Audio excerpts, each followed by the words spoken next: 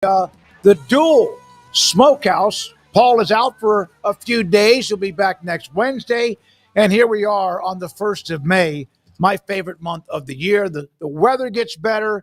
You can kind of see schools are winding down, and a possibility for everybody to have a chance to get away a little bit if they possibly can. Craig Smoak with me, David Smoak. Emery Winter is here today. So is Garrett Ross, and Andrew Village working on a couple of polls he'll put up in the chat room, and we do hope you are a part of that. We have the polls we put up during the day. I always get mixed up when I'm over here. Garrett, I'm over here? Okay. Yep, and then we go over the results from the votes at the end of the show. We do have Sam Kahn, theathletic.com, who spent almost all of yesterday working on the story with Kirk Bowles mentioning that the estimated $35 to $40 million football roster that Texas was using, and he's got some feedback on that. So does Chip Brown, who covers UT, on that as well. He'll join us today at 5:10. We'll have Indiana football, the Hoosiers, and also today, Ryan Mulvaney. He is a lawyer for litigation, sports, entertainment on many things that will be going on, as we have seen, of course, college sports get caught up in the legal business. So I was on a station, Craig, WJOX in Birmingham. You know, it's a big monster station. And they asked me the question about, Arizona State last year, among others who had a pretty good run. And they asked me about who do you feel like are the strengths in the Big 12? And I don't think you could answer that question. And it's not dodging the question because of what we've seen, the history of the Big 12 after Oklahoma slowed down and then eventually left the conference. How do you, from year to year, and then on top of that, the transfer portal, how do we know, based on last year, Arizona State being really, really good, and then Utah and Oklahoma State blowing the tire?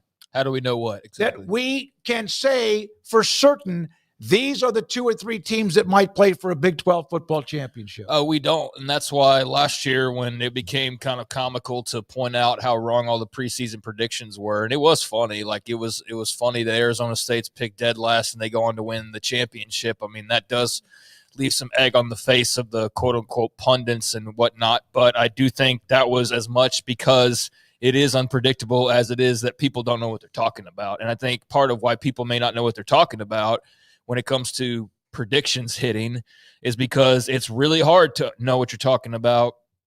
To your point, when it comes to the Big 12, you know that Georgia's going to be near the top of their conference. You know Texas, that's easy to say. You know they're going to be up there. And if they're not, then something drastic and dramatic happened to where they're not there. Like Arch Manning gets hurt. And even then, Texas has guys waiting in the wings who are rated higher than most people's starters. Just them, for example. Now, Oklahoma might have been a surprise last year, but there's plenty of people that had them pegged lower in their conference. But, everybody knows those teams, and they're out there, and there's more meat on the bone, I think. Kenny Dillingham, young babyface coach. I mean, some people knew who he was, but there's a lot of people that are like, who's this Cam Scatteraboo guy last year? Who's this? And nobody could have seen, other than Kenny Dillingham, them going from pretty irrelevant, quite frankly, in the Pac-12 discussion to best team in the Big 12. So, yeah, nobody hit on that other than people at Arizona State. I mean, Utah, everybody whiffed dramatically on that. Now, they played with fire with the Cam Rising thing, and obviously they got burned pretty badly by that. But, I mean, we could go on and on of, who ended up differently than where they were. But I just think that, it's really hard to peg because I think the teams are pretty equal overall. I think there might be some slight talent advantages here and there, but I don't think anybody's got such inherent advantages as a Texas did or as an Oklahoma did that it's easy to say they're going to be in the top 3 to 5 of the conference every year. And when you have so many teams and unbalanced schedules and a lack of familiarity, I mean, there's 8 new schools in the last 2 years. Mm-hmm. How's everybody supposed to just fully know, BYU's this and that, and then Arizona's this? I just think there's too much new and there's too much of a balance to ever really feel like, oh, this is the team that's going to be consistently in the top 3 every year. So, yeah, it's hard to project, but that's also what makes it fun, right? Big 12 fans, the fun is that everybody can beat everybody, and it doesn't help your playoff chances necessarily. it's probably better to have a more of a juggernaut team that can just race to the playoff. But if you just love chaos and tight races and unpredictable games, then the Big 12 is your conference because everybody's looking eye to eye. There's no looking down or looking up going on. Yeah, I don't think there's an answer. And I've traded back and forth with some of you who are, I say some of you, a couple of you over the last month or so, even longer, about how you position. For example, Utah, Oklahoma State last year, they're the ones that dropped and it was unexpected. Maybe we should have seen signs. I don't know. Then you had, of course, the great run by Arizona State. BYU's run was surprising too. Kansas State was pretty much who you thought, maybe a game that they should have won that they didn't. Texas Tech had wins against the best teams, but then they also blew a tire a couple of times. To TCU was one, and also that home game to Baylor. And you just don't know. And it's kind of fun. Like, for example, and I said this on the station in Birmingham, and I'll say it here. I don't know if that's because there are no logos or because of what you said a minute ago. Half of the league is brand new. I don't think logos really matter. I mean, you still have to go out there and play. Like Texas's logo mattered there for a while when they weren't necessarily playing their best ball. But, logos ultimately doesn't matter what logo you're wearing. You got to go out there and perform. But typically, especially these days, logos have more advantages than they've ever had before. Now, they might also have more problems to deal with than they've ever had before either. But, logos are logos for a reason. The Blue Bloods are the same Blue Bloods they've been for the last 50 years for the most part. There's been a few additions along the way, but it's pretty much the same group that you had 20 years ago, save maybe a couple of them in there. So it's hard to be a logo. There's few of them. And so when you have a league that has zero, quite frankly, but you have a lot of respectable teams and a lot of teams that have won things at times. They just haven't been considered the upper echelon when it comes to money and history and fan base size and all that. But we just have some schools that love to play football, and they're all pretty equal, and they all have a lot of similar traits, and nothing really distinguishes one from the other. And in terms of you're automatically better than someone. It leads to just an even conference where your first place team that you voted for could finish 14th or whatever it was, Utah 13th or 14th, and your 16th place team that you voted for could finish first. I mean, that's again what's fun about the league, and I think that's going to be the case. Everybody keeps trying to assign these, who's the new face of the Big 12? Who's the new? I don't think there is one. I mean, a year ago, people would have said Utah, or Utah fans would have said Utah. Now people want to say, well, Texas Tech's going to be the face of the future. Can they win a Big 12 title first, and then we can let them be the face of the conference? Some think it might be BYU because they're hitting on all cylinders right now in this NIL era. But I don't think there will be just a king on top of a throne. I think it's going to be like Game of Thrones, where you might have somebody who wins a couple in a row, but I don't think there's going to be any Oklahoma stretch by any means. I don't believe that is going to happen at all. I feel very confident about that. There's not going to be just one team that stands above all else. There's just too many equal qualities that they all have. So that might hurt you, and I think it does hurt you when it comes to the playoff. I think that maybe that will change a little bit with it expanding more. But it does make for a hell of a regular season and a hell of a chase to the title. And we saw that last year. I mean, you had one or two games remaining, and Colorado had their path to victory that they fumbled, and BYU had their path to being in Arlington, and they couldn't close the deal. And so you end up where you ended up there with Iowa State and Arizona State. But there was a handful of teams that were all chasing that championship in the last couple of weeks, which is what you want as a fan. And that's where kind of like the whole conference pride thing sort of rubbed me the wrong way, in that, I wanted to see multiple teams make it for the league, but I also just wanted to see the intrigue of the season and all that, and that provided plenty of intrigue. It didn't provide multiple playoff spots, but it provided a lot of intrigue and suspense at the end of the year. So, I found last year really entertaining.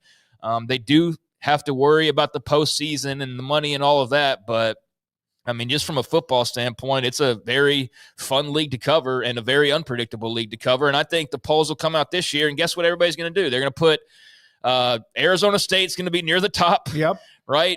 Utah will probably be somewhere in the middle, and they'll probably deserve to be higher than that. Arizona State, we'll see. I know Texas Tech will be near the top, and they should be because of all the moves they've made. I think TCU's a little bit of a sleeper maybe. Baylor, I think people expect to be good. But it could turn out the complete opposite way, and I don't think that would be surprising in any way. Yeah, that's just kind of how it is. I mentioned TCU in the interview because of Hoover back. They were 9-4. Remember, we had Sonny Dykes on earlier this week, and it's just you don't really know. Robertson's back. You have all of what Texas Tech has done to commit to trying to put together the best roster possible, plus who they have back. And I mean. And I know that Kim Coulter and there's other Tech fans, and Kim sent me a text earlier, and thanks for all of you in the chat room already today. One of the things that's driving Texas Tech fans crazy is they're winning in other sports, but it kills them that they have not won a Big 12 championship. Well, yeah, of course. Absolutely. A lot of those wins were like Oklahoma, but everyone else, it seems like a couple other three or four schools have one. At the local high school, name a place in Texas, I'm sure the tennis state championship matters a lot. But the football championship matters Absolutely. more. Sure. And that's the one that goes on the billboard heading into town or leaving town, and that's the one that people remember, and that's the whole reason for this Friday Night Lights theme that the rest of the country's found out over the years, and the passion for it and all of that. So, yeah, I mean, the other sports to have success there is great. And, yeah, Texas Tech, they've gone out and they've made the moves. They went and got the big investment in softball and got the star pitcher through the transfer portal, and look where they are. They're going to win the Big 12 in softball. So they are having success elsewhere, track and field, obviously, and so on. But, yeah, you don't have a Big 12 football title, and that's having – I know that place. The other stuff people really love. They love all their sports, but football is king. Yep. It's Texas. It's football is king. Absolutely. And especially for a program that's knocked on the door and been pretty close – but never had the door open up. But not just that, it's not just that it hasn't opened up for them, it's that while you've been knocking on that door, you watched Baylor go and knock on it 3 times, and you feel like you're a superior program and superior university to them, and they've walked through that door with multiple coaches multiple times and even lost a couple of those games. Like, they could have as much as 5 championships at this point. You have 0. You've seen TCU jump into the league, and what happens? They didn't win the Big 12, but they made the playoff. Eventually years later, and they've split a Big 12 title with Baylor back in 2014. So they've even accomplished that. Arizona State comes in year 1. They're like, what's the big deal, Tech? This is easy. Like, we rolled in and just won it right out of the gates, right? So, that's going to chap your hide a little bit. You don't like seeing that 0 in any category, but especially when it comes to something as important as football. So, that would be priority number 1. Like, forget the playoff talk and forget any other big picture thing. I think goal number 1, win the Big 12, and then the playoff will follow and all that comes with that. I mentioned the quarterbacks because the conference has a lot of really good quarterbacks, and some that maybe they need to do a little bit more to be a part of, maybe if you want to say an upper echelon. But Paxton, I know you might have heard the segment.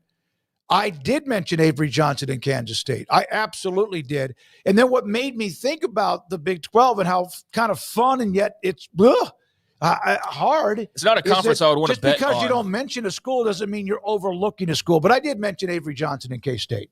It's not a conference you want to bet on. Unless you just love gambling that much and love losing money, because I think it is pretty unpredictable. There's some games that are like any other that you feel very confident in. But for the most part, I think – there's very few cases where there's just a crazy disadvantage that somebody's playing around with or playing against. So that's not necessarily the case everywhere else. When you have an Ohio State, lining up with the punchline's been Rutgers or a Northwestern or somebody like that in a lot of years. Houston can jump up and beat somebody at the top of the conference and did give trouble to a lot of teams, and they were expected to be terrible. Or even Utah, I think that was a little bit of an anomaly. I think that was also probably them being a little bit overhyped rolling in because they'd won the Pac-12 a couple times. And done so recently, played in a Rose Bowl. I think that probably overhyped them a little bit, maybe rolling in, but I think that they're a proud program that's going to bounce back, and you definitely didn't overlook them last year, as debilitated as they were at times. So yeah, it's a fun league. It's not one that's very good on being pretty clear with the predictions, though. It's difficult. Yeah, and what happens is you have Houston that finished what was their record last year? They won 4 games, but they also beat TCU. Remember, right, at TCU, and they also last year beat the hell out of Kansas on the road about the time Kansas was starting to like lose the treads on their tire, and beat Kansas State. So that's what seems like it's fun. The middle section or even below at times, not that other conferences don't have like, oh, that's a shocker. They could have 2 or 3 of them in the same weekend. Here's the deal. I mean, I think we've kind of driven home the craziness of it. But, I mean, next year in the Big Ten that you could put Ohio State in your top 3, and that's pretty much concrete guarantee they're going to be in the top 3 of the Big Ten, right? Yep. You could put Oregon up there, probably put Michigan up there, and then there will be a team that's hanging around that is better than they were maybe the year prior, like Washington jumps up and is good again. But you can like bank on Ohio State's going to be near the top, and you can bank on an Oregon or a Michigan's going to be near the top. You go to the SEC, dude, you can bank on Georgia's going to be up there. For 2 decades, you could bank on Alabama being like 1 or 2. Texas, you can bank on them being up there. Now, there's questions like Oklahoma. How good is South Carolina? Is Ole Miss going to be in that upper echelon? So there's some questions, but you can pencil in at least a couple of the playoff teams already, right? Absolutely. And feel very confident like Georgia and Texas are pretty good locks or close to it. Or if you want to add a different team, you can do that. You can go out to the ACC, and SMU was a big surprise last year. I mean, I don't know how anybody could have really expected them other than their own fans to jump in and make the title game in year 1. But you feel pretty good that Clemson's going to have great odds, right? You feel pretty good that for a while there, Florida State or Miami would be up there near the top of the odds. It's a little bit more of a question mark because last year was just so funky with SMU rolling in and then Florida State just falling off the map entirely. But if you want to go ahead and project your playoff team, you can pretty confidently say, like, I think Clemson will be in the playoff next year and then maybe this B team. I don't know who the hell you predict in the Big 12 and feel like I'll put my paycheck on this. I put my paycheck on a combination of like 5 teams. Yeah, I mean, but in the Big 12, it could be TCU, it could be Arizona State again. Could be It Tech, could be Baylor, it could be Tech, Kansas State. It could be K-State, it could be anybody. That's why I think it's fun, and sometimes that doesn't get enough, but rather than there's just a bunch of pretty good teams, and that might be the case. Somebody, like I said on the show in Birmingham, Arizona State, you had a chance to beat a great football team in Texas, and you couldn't stop a 4th and 13, or accidentally they drop a pass, or you couldn't get to the quarterback, or you blow a coverage, and that is what is missing in the Big 12. More of those type wins rather than some of everything else. Appreciate your time today. Remember the story yesterday, Kirk Bowles, Houston Chronicle. I've been trying to get him on the show the last couple of days, but not able to do so. So Chip Brown today with this note, one high-ranking Texas source called the idea of the Longhorns spending $35 to $40 million on their 25 football roster whacked. So we'll have Chip on the show today and kind of maybe decipher where all of that really is. And was it that? Is it really not that high? It doesn't matter. You know what? If you have it, you can use it and spend it. And as long as you're doing good with it and you're shopping for the best groceries and they're really tasty, then do what you possibly can do. Yeah, I don't really have a strong feeling about whether it's correct or not, because it doesn't really matter to me if they are or they are not spending that amount of money. It doesn't change my view of Texas or college football really in any way. So if you were to tell me that, I could believe it. Now, I do know where I've read that Arch Manning's apparently not being paid by them. So, deduct what, 3, 4, 5 million, whatever he's getting. So that's not added into this. If you considered that Arch Manning's money is a part of this, then it would make a lot more sense. But the fact that it's not, probably makes it a little bit more unrealistic. And I don't know if there's others that are under that same situation where it's not directly in their pot or their pool of money, so to speak. But I mean, when you have the number of 5 stars they do, I don't know what the going rate is. I know why everybody wants to lie about the money they're spending, though, is because they don't want that to be used against them, right? How it has been with certain transfer portal guys and certain schools that get brought up over and over. Miami a couple of years ago, Texas Tech here lately. So I can understand why you want to keep it close to the vest, but it is funny like how much of a reaction schools have or fans have when you talk about the money being spent. Like, oh, no, we're not spending that much money. It's like, if you are, you are. They feel like they're being criticized. Yeah, like it's not a criticism. It's like, if you are, you are. And guess what? You brag about all the money you have all the time. So, like, yeah, you probably are spending. Like, that's the reason people believe it, is because you're telling us about all the money you have. You're showing us all the trophies that you're winning. So, yeah, I'm sure you probably are spending 35 to 40. Now, maybe that's a bit high. Again, I don't know. It's really not that big of a deal what they're spending. It's all legal. And I guess we'll never really know unless these things are made to be public or there's a salary cap eventually one day of some sort. But, outside of that, then, yeah, there's going to be speculation.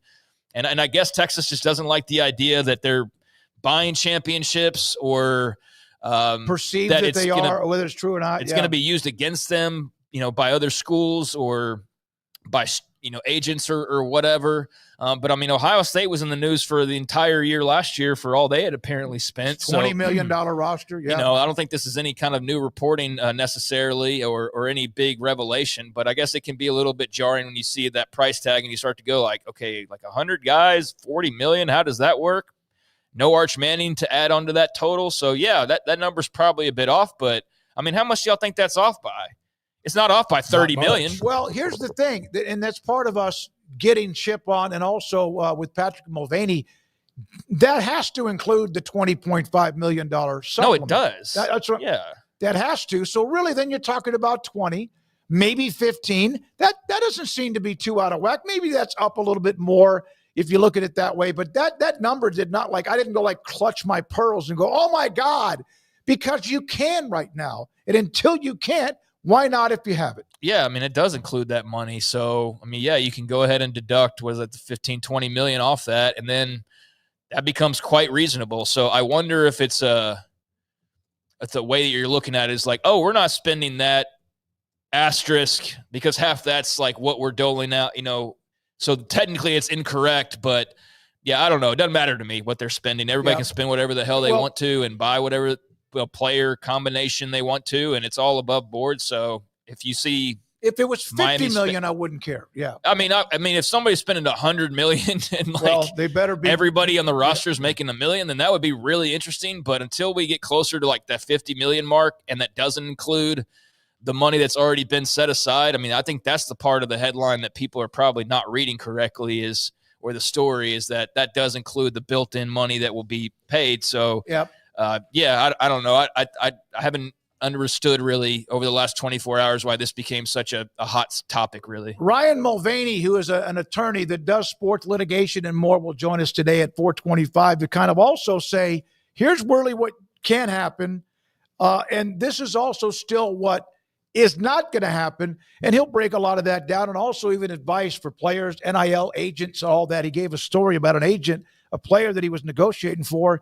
And then he all of a sudden, the player at the last second signed with an agent, lost 10% of his deal that he wouldn't have lost otherwise. Now, Michigan State's AD is on his way out. Haller, Michigan State's Alan Haller is out. Not much to say here other than the fact that Tom Izzo, and I think somebody else will be an interim AD as they look for somebody else. But I did see the note in the story. They are looking for somebody who can find revenue. That is what is the key in this day and age of college. Yeah, you can hire good people and all of that, but find a way to find more money for the school, and that's a big school in Michigan State. And that's understandable when Texas is spending 35 to 40 million on their roster. No, I'm just kidding. I think this is all NIL related based on what I've seen out there, perusing some of the Michigan State boards. This is one of two things. It was either some criminal conduct scandal type of thing, or it was NIL related. And basically I've seen it narrowed down to, it's NIL related. He's not the guy to be able to raise the money they need. So they're going to go find somebody who can. And in the meantime, I know Tom Izzo is part of their interim AD situation. And I think someone else on top of that. Yeah, I mentioned him. Yeah. Oh, you did? Okay.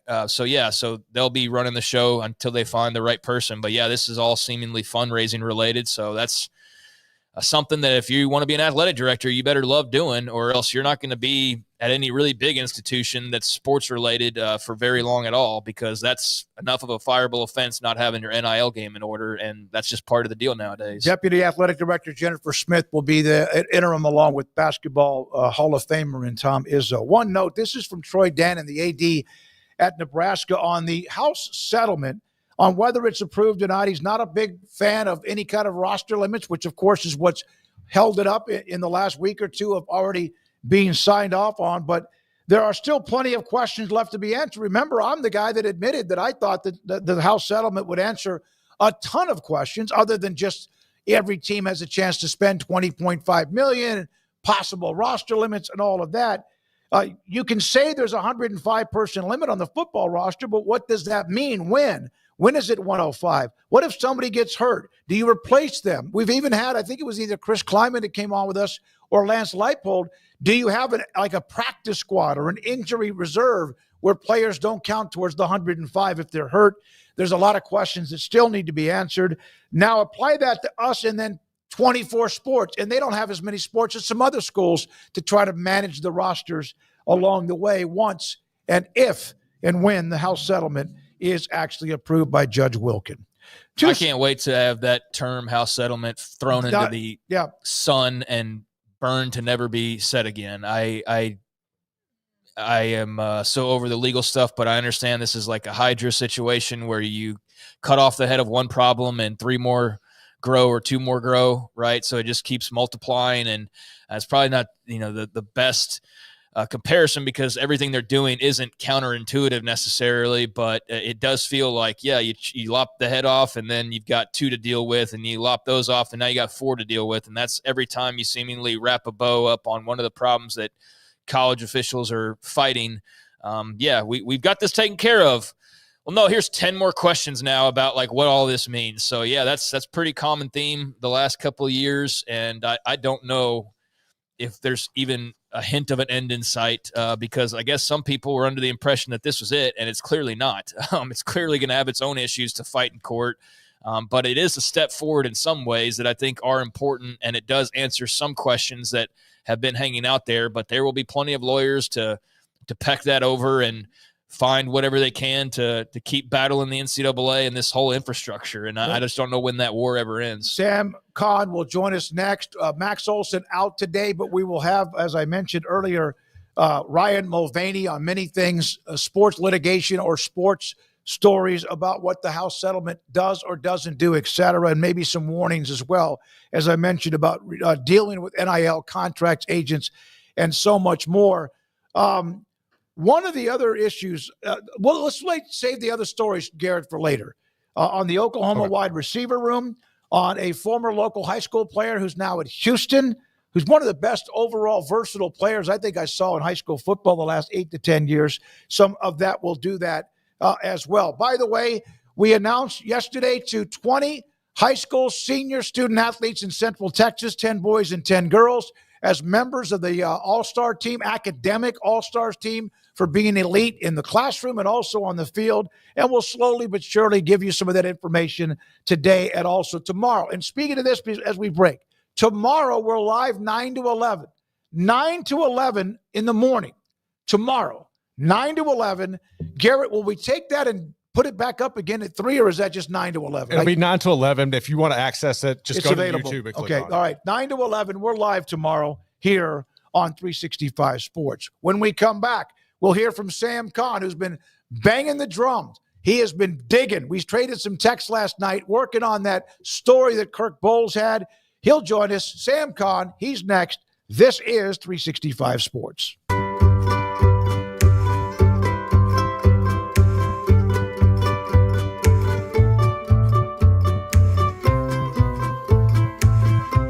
Pleasant. It's different than any other dentist office. I really feel like they care. And it's not that you're here for 2 hours waiting on someone to take care of you. It's quick and easy, and I bring my kids, and my kids love being here too. They really love the treasure box. Staff is really nice and accommodating, real friendly. You feel more like home. It's not sterile looking. Everybody has their own personalized rooms with decorations and decor, and they'll even have a blanket for you when it's cold. I've recommended people to actually come here, and they are patients now. I really love it here. It feels like family.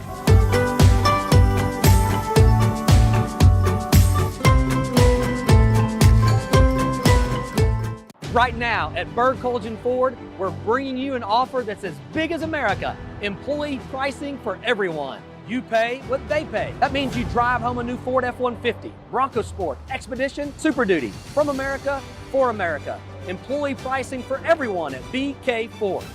Looking to sell your vehicle? Get top dollar for yours today. Don't miss out. Employee pricing is available for a limited time. Visit us anytime at bkford.com. Experience better at BK Ford. I'll never get used to this.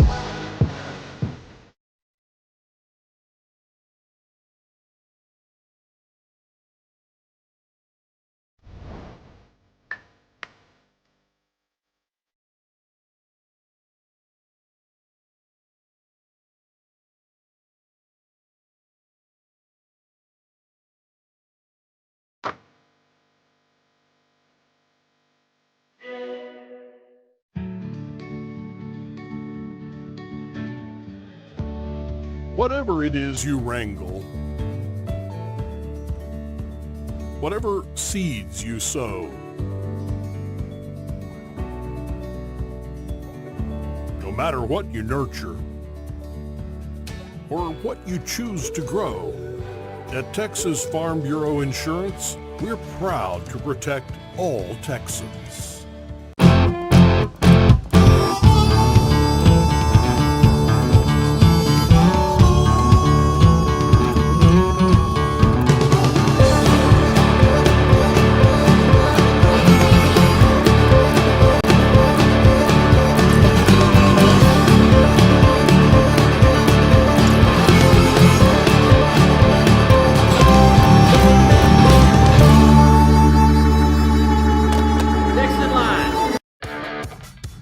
This is 365 Sports. The 3 o'clock hour is sponsored by Waco Custom Marketplace. Meats, sweets, Texas treats, and a cut above the rest. 425 Lake Air Drive, Waco. 365 Sports with Craig Smoak. I'm David Smoak, and that is Sam Kahn, theathletic.com. And Sam and I, at times, not just the last couple of weeks, we'll start sending a text back. I'll check in. Hey, you're good for tomorrow. And then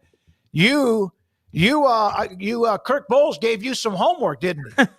On the story about the whatever that UT is allegedly or is spending on their football roster this year.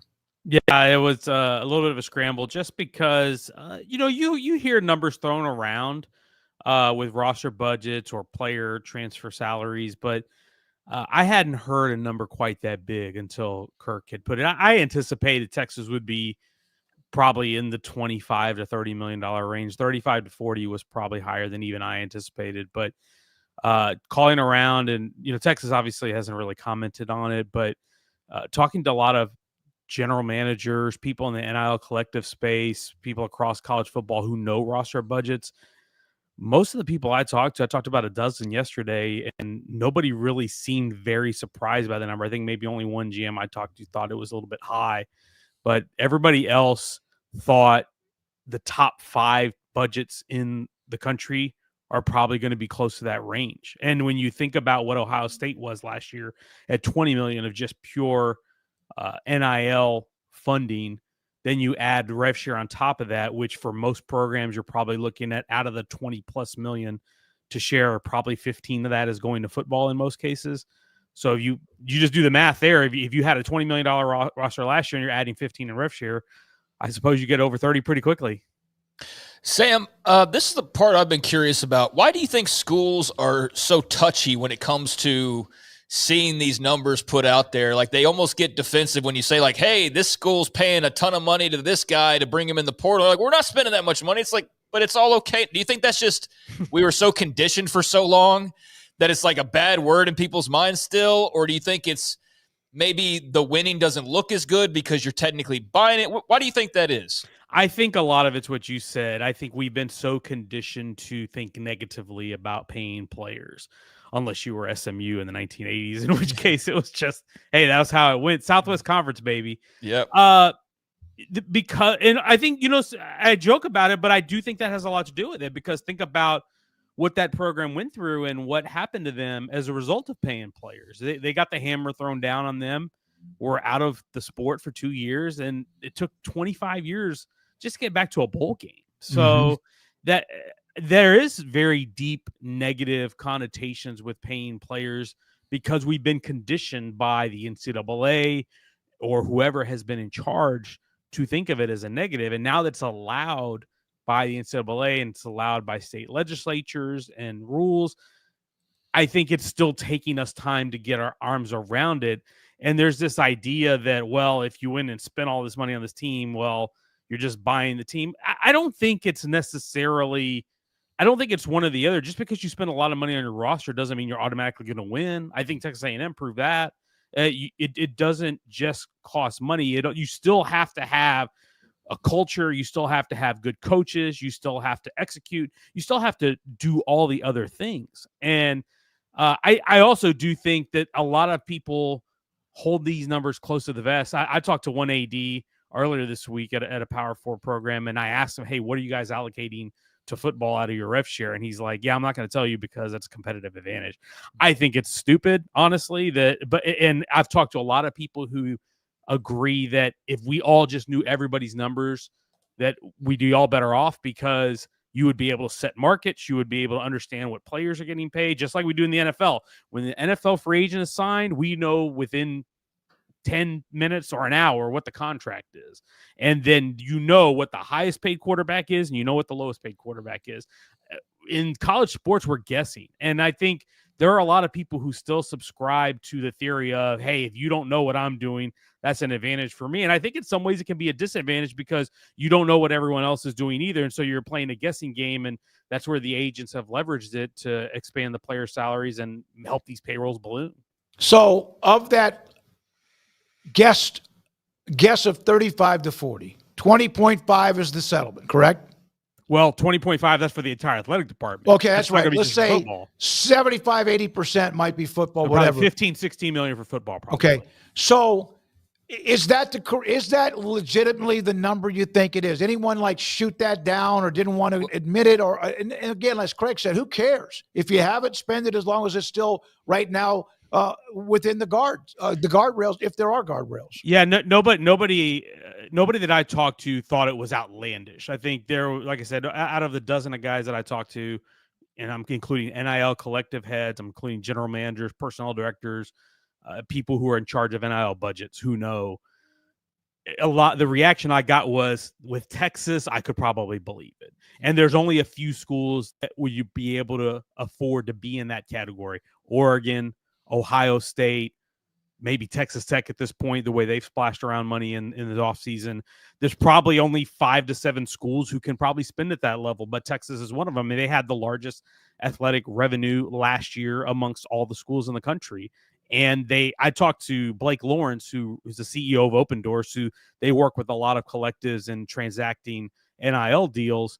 I talked to him back in January, and he told me Texas's collective, the Texas One Fund, no matter what metric you measure, whether it's total revenue distributed, total NIL deals they have, whatever you want to measure, Texas is in the top 3 of every category, every metric you can measure a collective by. And in a lot of cases, they're number 1. So they have leveraged their alumni base. They've leveraged their donors, and they've had a really organized, really well-funded system in their collective.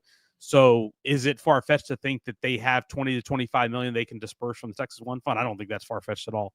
Yeah, I mean, that's the thing is when you include that built-in figure there from the rev share, that's kind of probably what makes people's eyes pop, but you account for that and you go, okay, no, that's definitely reasonable. And that's why all the coaches were like, yeah, we're not really surprised. And as you point out, when you recruit really well and you do it through the high school ranks and you get 5 stars galore, and then you go into the portal and you basically get the equivalent of more 5 stars, and they're all talking to each other and their agents are talking, as you point out, just keeping the guys they have is as much, you had all these guys, Colin Simmons, I can only imagine how many phone calls he got last year. I mean, and go up and down their roster, Trey Wisner. I mean, it's totally believable that everybody's numbers went up, and then rev share, and 35, 40 million, I could totally buy that. Yeah, and Kirk Bowles in his column that he wrote in the Chronicle, where he had asked, I think, a source of how many millionaires do you think are on that roster right now, and the source didn't want to say. But let's look at the returning players that they had to retain that are legitimate stars or really good players of their position. Colin Simmons,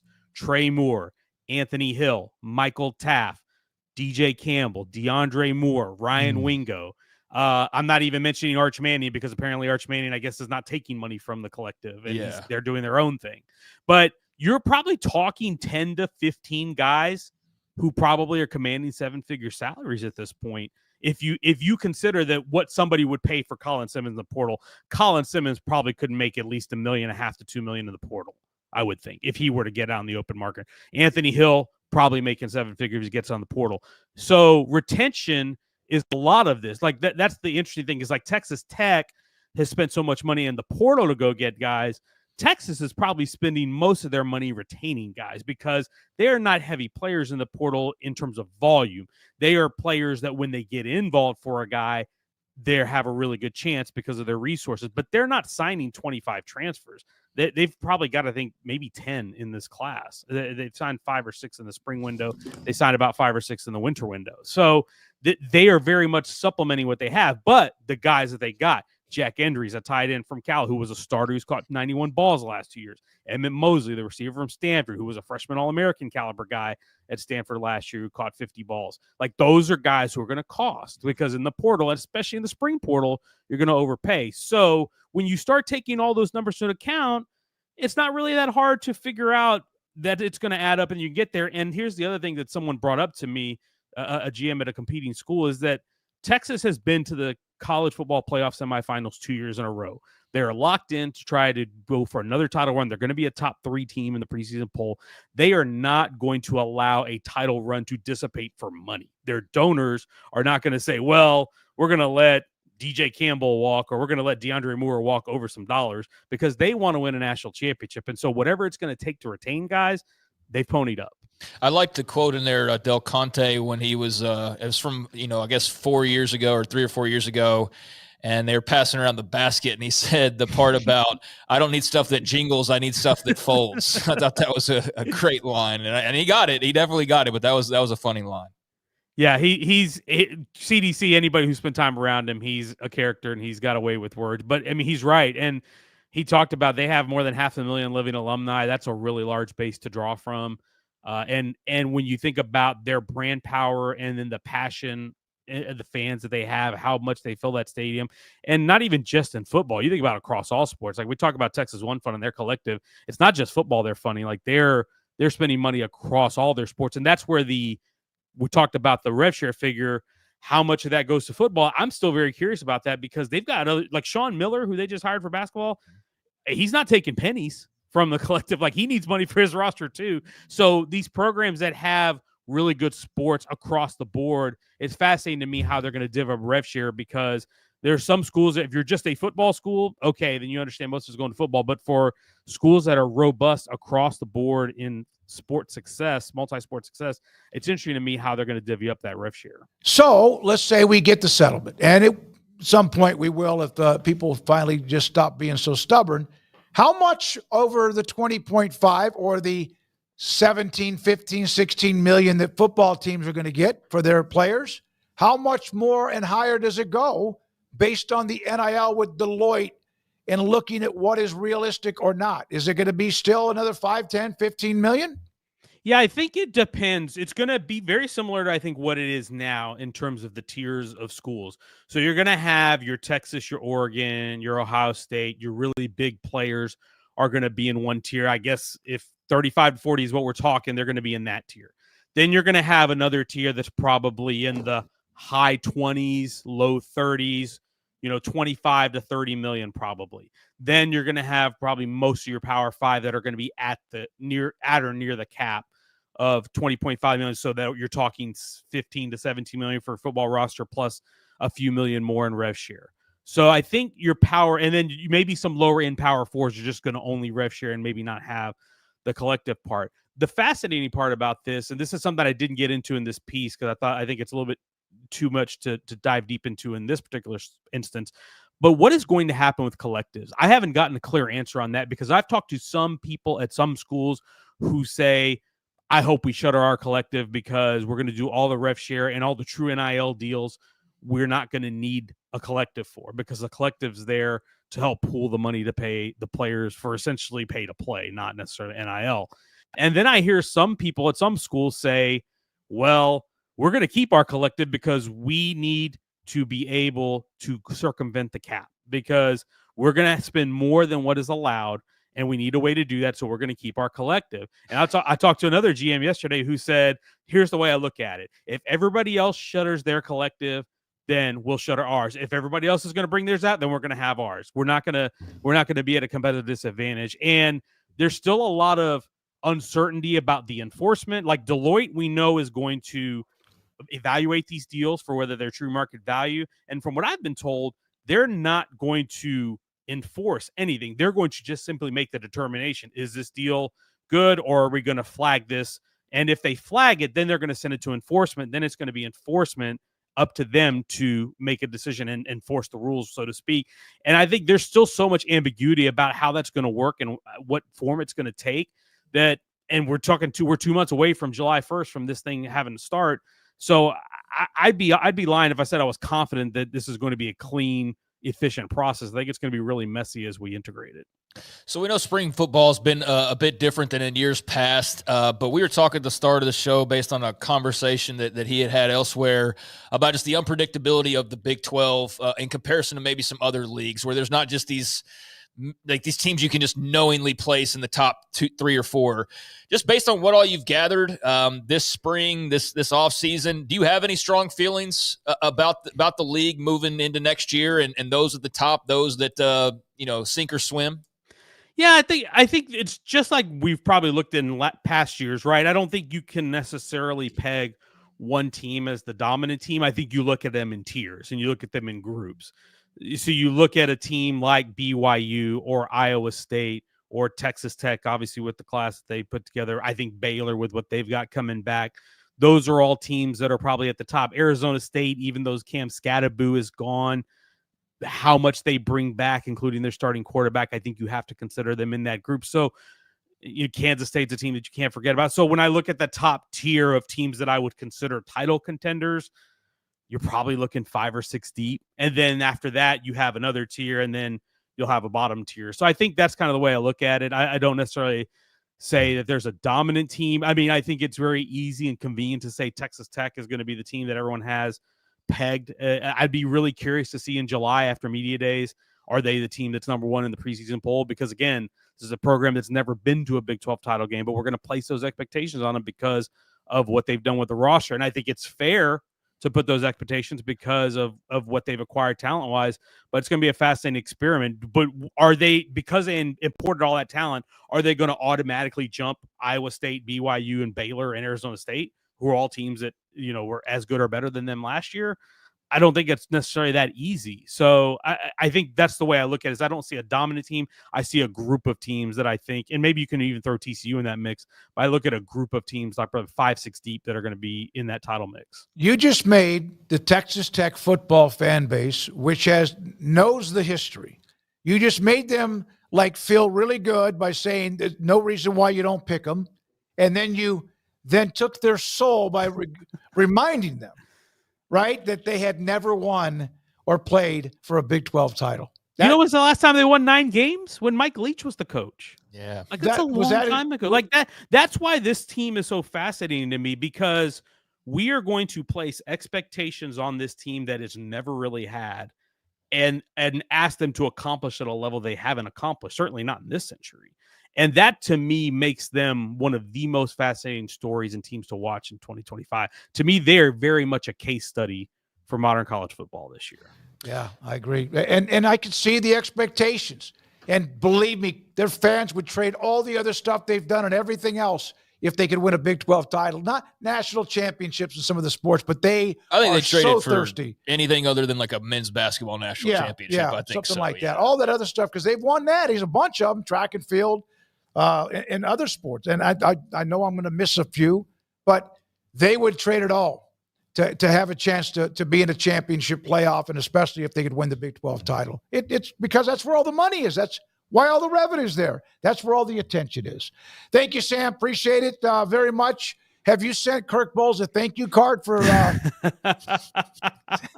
He texted me this morning with a compliment on my story, and I told him, hey, good scoop. You had me scrambling all day yesterday. So yeah. He had you scrambling. He had everybody scrambling. Yeah. Thank you, buddy. Appreciate your time. That's Sam Kahn with theathletic.com. And again, it's the expectations. Now go win. You beat Arizona State, but then you lost games you shouldn't lose. You lost a game late to TCU. You got blown out at home by Baylor, but cap off some of those. Why are you talking trash? Oh, I am. It's what it sounds like I am. Yeah, it does. You're like, yeah. No, that's from Tech fans. They would agree with me. No, yeah. I know. We were starting to turn the corner on like, yeah, go beat somebody, losers. But yeah, we don't really need to repeat it any further. There's Big 12 championship or bust expectations this year in football, and there should be, and that should be the bare minimum expectation is at worst you're in Arlington playing for that sucker. If not, perhaps there's been a string of things that have gone wrong that are out of your control. But on paper, which is all that anybody can really do right now, given what they've invested and given what they've returned and given the amount of time they've now had to settle in some cases. Yeah, they got new coordinators, but that's even more reason, not their newness to detract from their total look. It's more reason to add even more to the expectations as you did go on paper, upgrade defensively, and on paper, you've got just as exciting, if not a better offense coming in with Mac Leftwich and what they did at Texas State. You got a returning veteran quarterback. We all know the deal. We know the expectations. So, yeah, it's about going out and winning it, but that's ultimately not up to the people in our chat room. That's up to – they've already done their jobs this offseason. Mm-hmm. And they'll do their jobs when they got butts in seats like they always do at the Jones and their brand new, mega facility out there. Now it's time for Joey and company to go do it, and they're not shying away from it. So it's going to be a fun season. Yep, it is. And, man, it's got everyone talking. Obviously, in the chat room, we appreciate those of you being a part of what we do. I will say this one thing about them. They got a very easy start to the season, too. So I think those expectations and what should be, for sure 3-0. Oregon State, I don't really know what to expect from them. But at this point, Tech better have the advantage over them, especially I believe that game's in Lubbock. So I think – the Big 12 is unpredictable, but I do think that scheduling-wise, they haven't been handed a spot in Arlington, but I do think they've got a really nice setup as well to start strong and follow through on their expectations. Yep. Take care of business. You got everything where you want it, and now can you get it done? And Kim Coulter laughed my ass off. What did he say here? Kim, it's totally fair. As far as the expectations and also the truth about where they are. And they have put a tremendous amount of commitment in all sports, but also the one that has been the one that's is the one they want to win at more than anywhere else is football. Yeah, that's pretty clear. That's everybody in the state of Texas pretty much. So I said about their schedule, when I talk easy, Arkansas, Pine Bluff, and Kent State are your first two games. There is a 0% chance you are not 2-0. And then the Oregon State game, but again, that's at home. But what will really be key, and then we can move off and go to a break, is I am fascinated, though, by their first Big 12 game because it is Utah on the road. So they should be flying in 3-0, but hitting the road for the very first time, and who the hell knows with Utah. I just think that could be an interesting game right out of the gates that should be a slugfest either way. But, yeah, that's one I'm already kind of excited about is fast forward to late September and seeing what that looks like. All right, we're not done. We have a lot to get to. We'll have Craig's off the radar, by the way, at 4:45, and Chip Brown at 5:10. We mentioned no Mickey today. He's in New Orleans, so no Mickey Spagnola today. We'll have the top five in Andrew's poll. I think already one of them is up, and then we'll have the results at the end of the show. A couple other college football notes we'll get to. I'm David Smoak with Craig Smoak. This is 365 Sports.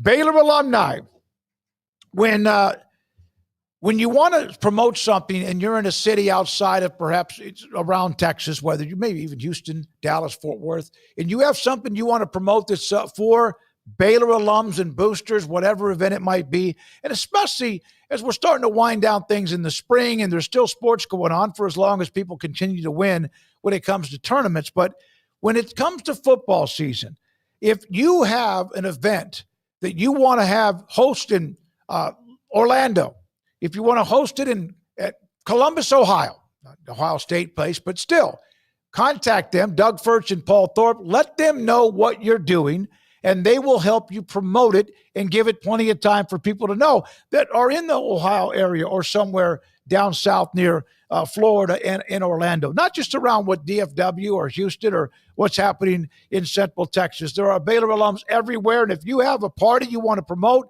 for any kind of a sporting event or just to get together to talk about your university and alma mater, contact Doug Furch, Paul Thorpe, Baylor Alumni Fan Engagement. Let Camille Johnson Realtors guide you seamlessly through the process of buying your dream home or selling your current one. Commercial, farm and ranch, or residential, Camille Johnson Realtors can smoothly and successfully lead you through any transaction. With a team of 28 experienced agents who are excited about serving you, Camille Johnson Realtors services the entire greater Waco area. If you're in the market to buy or sell, contact Camille Johnson Realtors, 104 Midway Center in Woodway, or find them online at www.camillejohnson.com. Camille Johnson Realtors, elegant, charming, warm. Welcome home.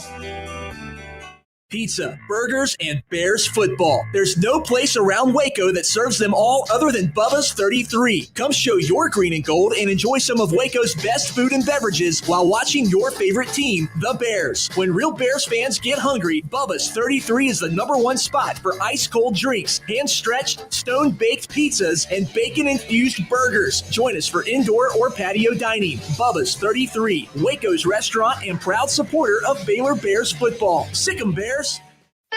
Don's Humidor, your home with a 48-foot walk-in humidor with the elite cigar brands from around the world, including the #1 cigar of the year, Aging Room Cuatro Nicaragua. Plus, they have the great brands like Macanudo and Artur Fuente, Rocky Patel, Aston, and so much more. CBD, great for sore muscles, aches and pains, sleep, Vita Dreams, and anxiety, mild depression, general health and wellness. Their staff very knowledgeable on the subject. Don's Humidor in the Townwood Shopping Center off Valley Mills in Waco. Ready to take your business to the next level? Carrion Solutions has got you covered. We deliver world-class IT consulting, including Quest On Demand and Migration Manager, M365 and Exchange migrations, Active Directory assessments, security hardening, and Windows Server upgrades. Our experts specialize in consulting, monitoring, support, and managed IT services. We promise vision, professionalism, and unbeatable value. Satisfaction guaranteed. If you're not happy, we make it right. Remember the name Carrion Solutions. For more info, email sales@carrionsolutions.com or visit carrionsolutions.com. That's CARRION solutions.com. Carrion Solutions, IT success guaranteed. At Ideal MRI, we feel blessed to be part of the Waco community. We're a small family business here in Central Texas. At times like this, the cost of healthcare has never been more important. And unfortunately, significant illnesses and injuries still occur. And that's why Ideal MRI is open and here to serve you through this difficult time. So if you need an MRI, ask your doctor about Ideal MRI. You can schedule online in minutes at idealmri.com or call 833-IDEAL-MRI.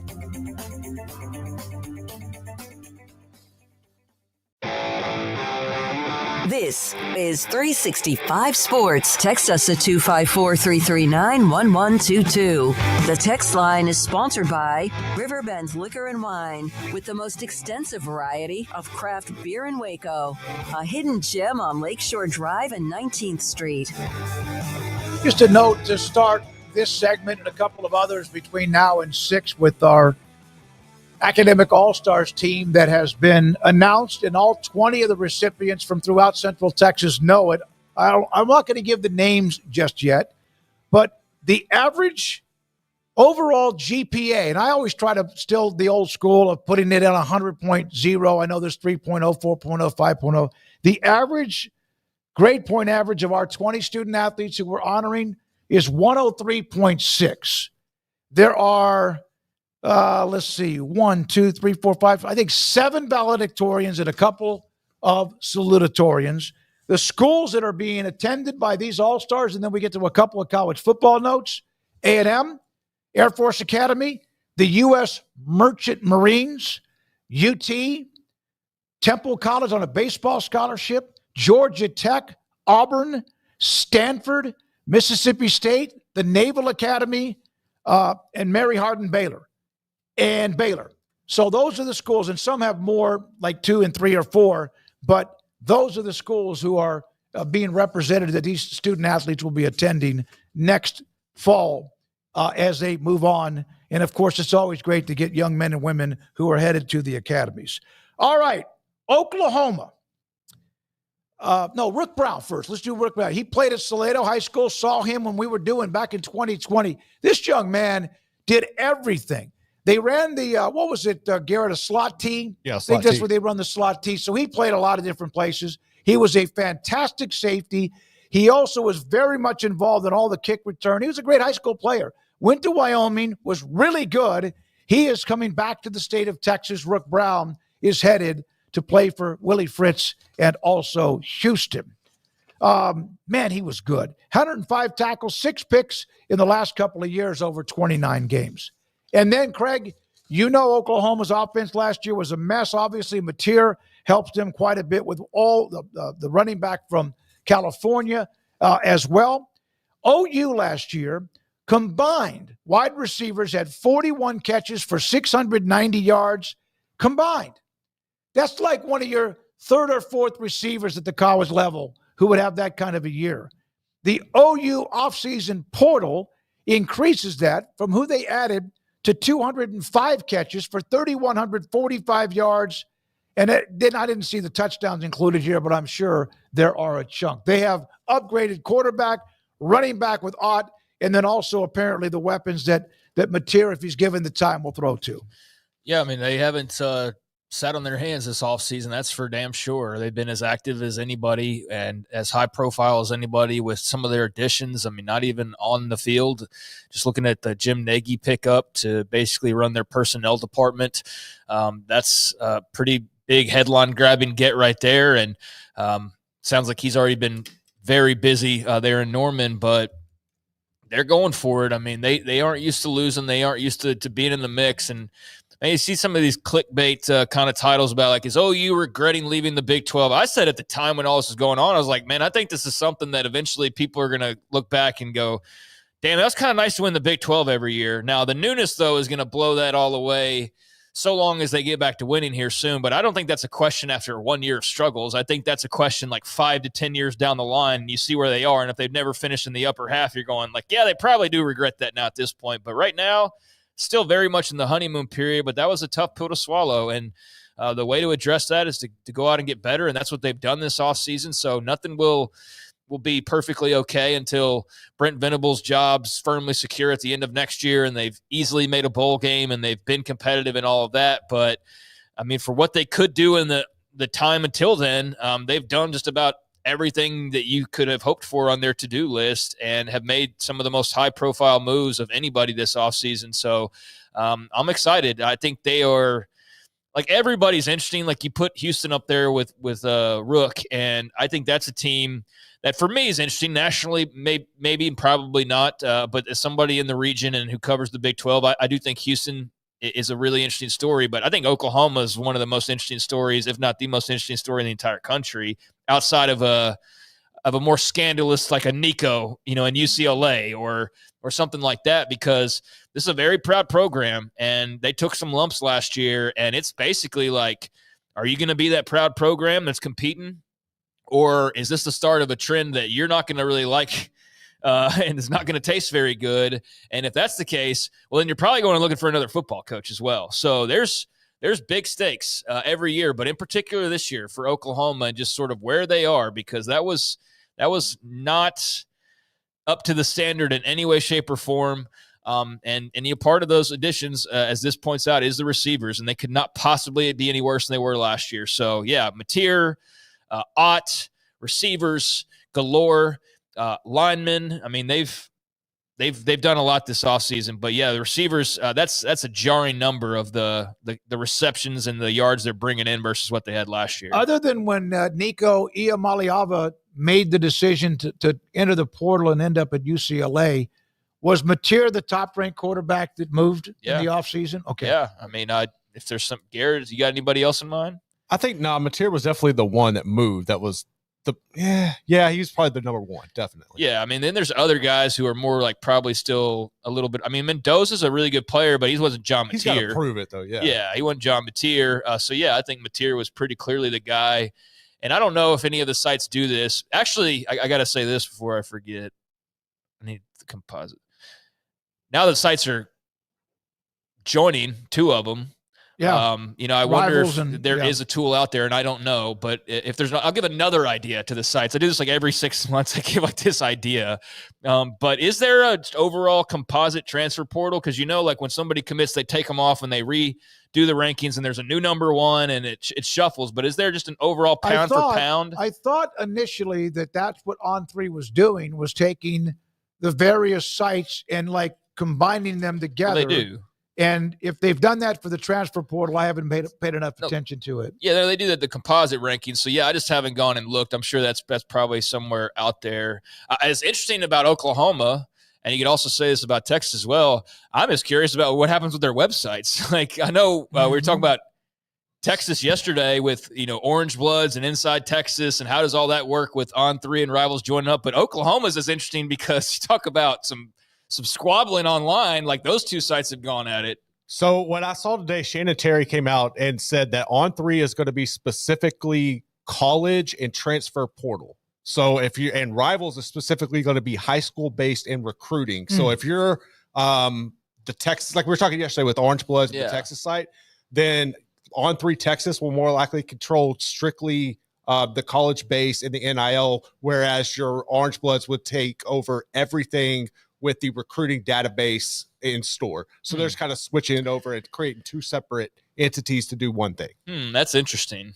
I bet everybody's not in love with that idea. I've seen some mixed emotions. Yeah, I think there's some mixed emotions because, like I said, with not just the Texas sites, but I know the Oklahoma sites have scratched and clawed like cats as well. So yeah, I was just the Goss. That's our Goss segment there. Yeah. The On3 merger. Let me ask you this again. So Rivals has been bought by Yahoo owned Rivals. On3 then just bought them. We know that. So they're not going to combine everybody as a staff. They're going to have one will handle high school and the other will handle college transfer portal. Yeah, you'll have high school and recruiting in one under the umbrella of Rivals. Okay. You will have all college day-to-day moves. I'm assuming like recaps and stuff along with transfer portal. Okay. And that's how it'll operate. That's be interesting how they divvy that up because there's a lot of dudes on both sides and it's more than just those two. There's some turf wars about that. Well, there's a lot of people that cover recruiting. Yeah. And so like I'm just having a hard time picturing some of the like Texas insiders and then like, do you join Orange? That's interesting. Some of them mentioned, in fact, yesterday that were like, hey, how we doing On3? Yeah, and then some of them don't know what their future is. There's some people that thought they would never cross in the hallways again that are suddenly like, oh, hey, what's up? We all work at the same place now. And don't think that they haven't like bowed up on each other a little bit on scoops or whatever. And the other thing is whenever you buy another business,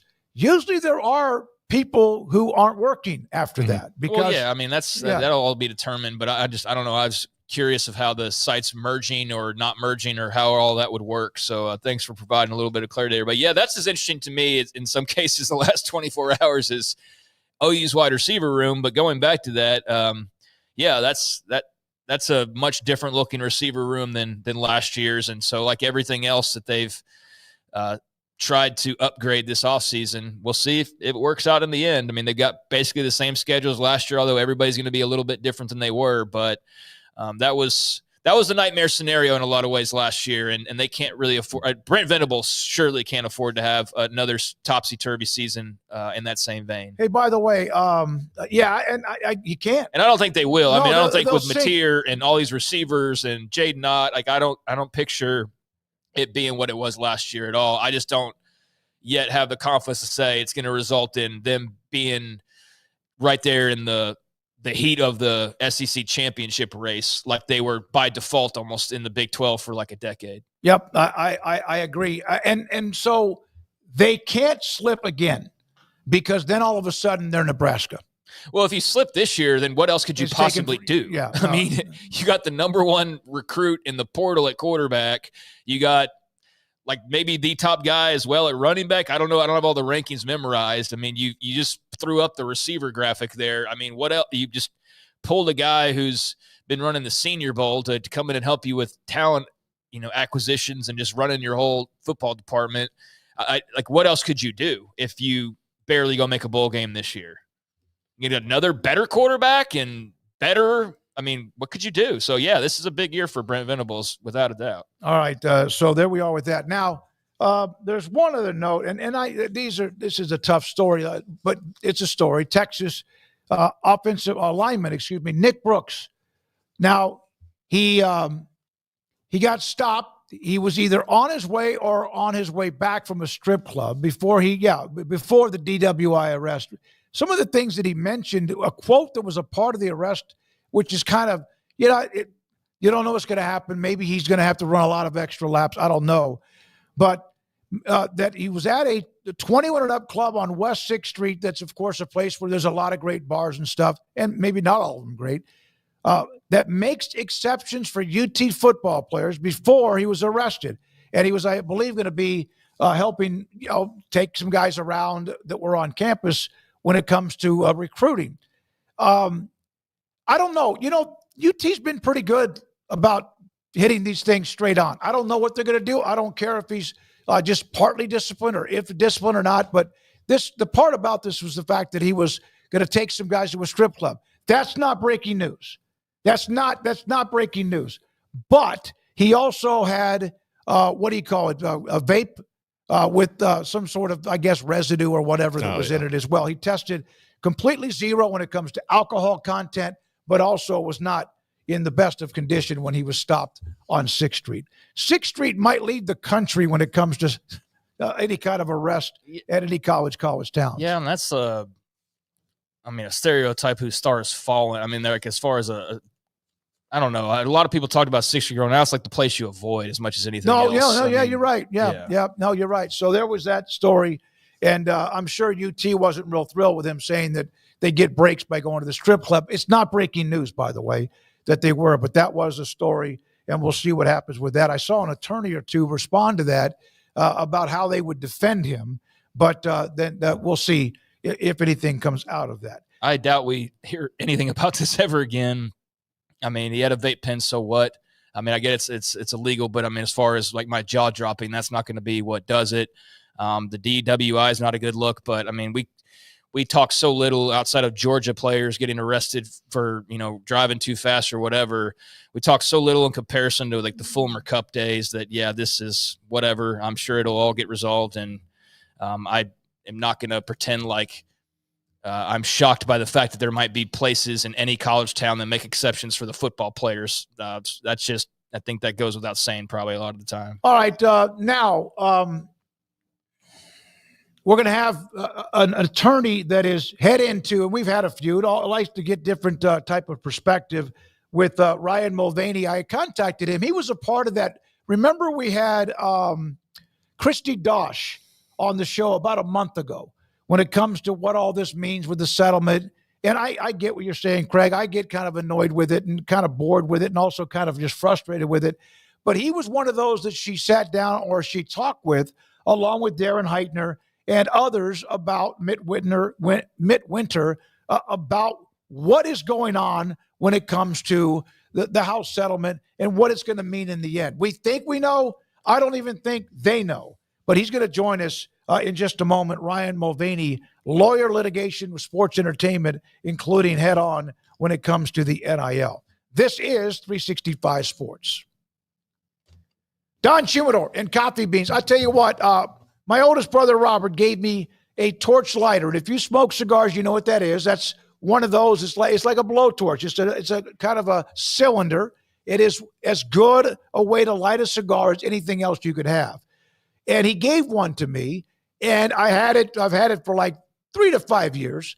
And then all of a sudden, about 2 weeks ago, I went to use it, and it won't light.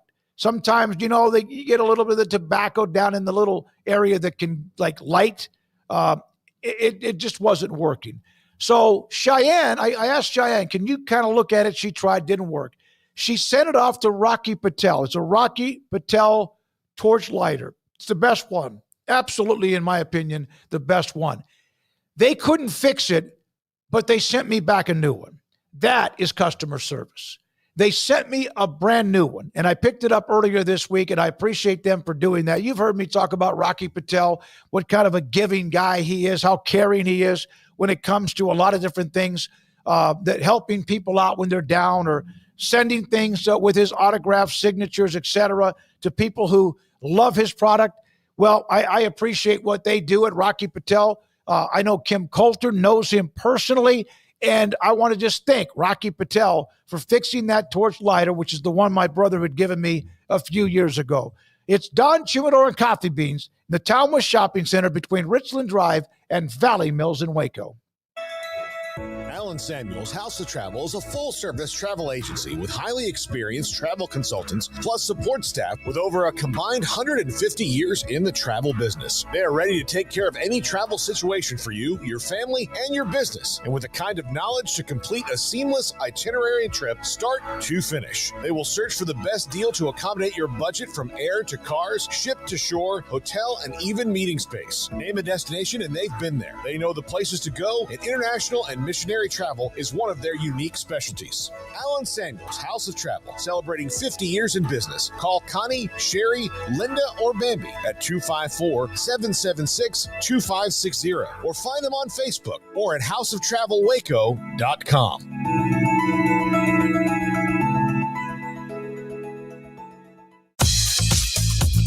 Baylor Scott & White Southwest Sports Medicine and Orthopedics, the team physicians for Baylor Athletics, diagnosing and treating all sports-related injuries, including concussions. These specialists also provide orthopedic services for athletes and non-athletes alike, whether it's knee or shoulder pain, a wrist injury, orthopedic spine care, and even an arthritis and total joint clinic. Trust the doctors Baylor Athletics trust. Baylor Scott & White Southwest Sports Medicine and Orthopedics wants to get you back in the game. With so many companies and policies out there, it gets so confusing shopping for insurance, and I never know if I'm getting the policy that's right for me. Luckily, I met the team at the Niche Group Insurance Agency. With the Niche Group, you can go to one company and get access to coverage options from many insurance carriers, and you get to speak to a real person about your specific coverage needs. With the Niche Group, I know I'm getting the right coverage at the right price. If you need insurance, talk to the experts at the Niche Group at 1-800-258-8302. Established in 2007 and independently owned, Alliance Bank Central Texas is committed to helping families and businesses meet their financial goals. From their tellers to their board of directors, they know the importance of superior service and competitive products. Customers have confidence knowing that their financial needs are in good hands. It's your bank, Alliance Bank Central Texas, with 2 Waco locations, 4721 Bosque Boulevard and 191 Archway Drive on Highway 84, and at alliancebanktexas.com. Member FDIC and equal housing lender. Want to send a message to the show? Jump in the Rudy's Country Store and Barbecue chat room.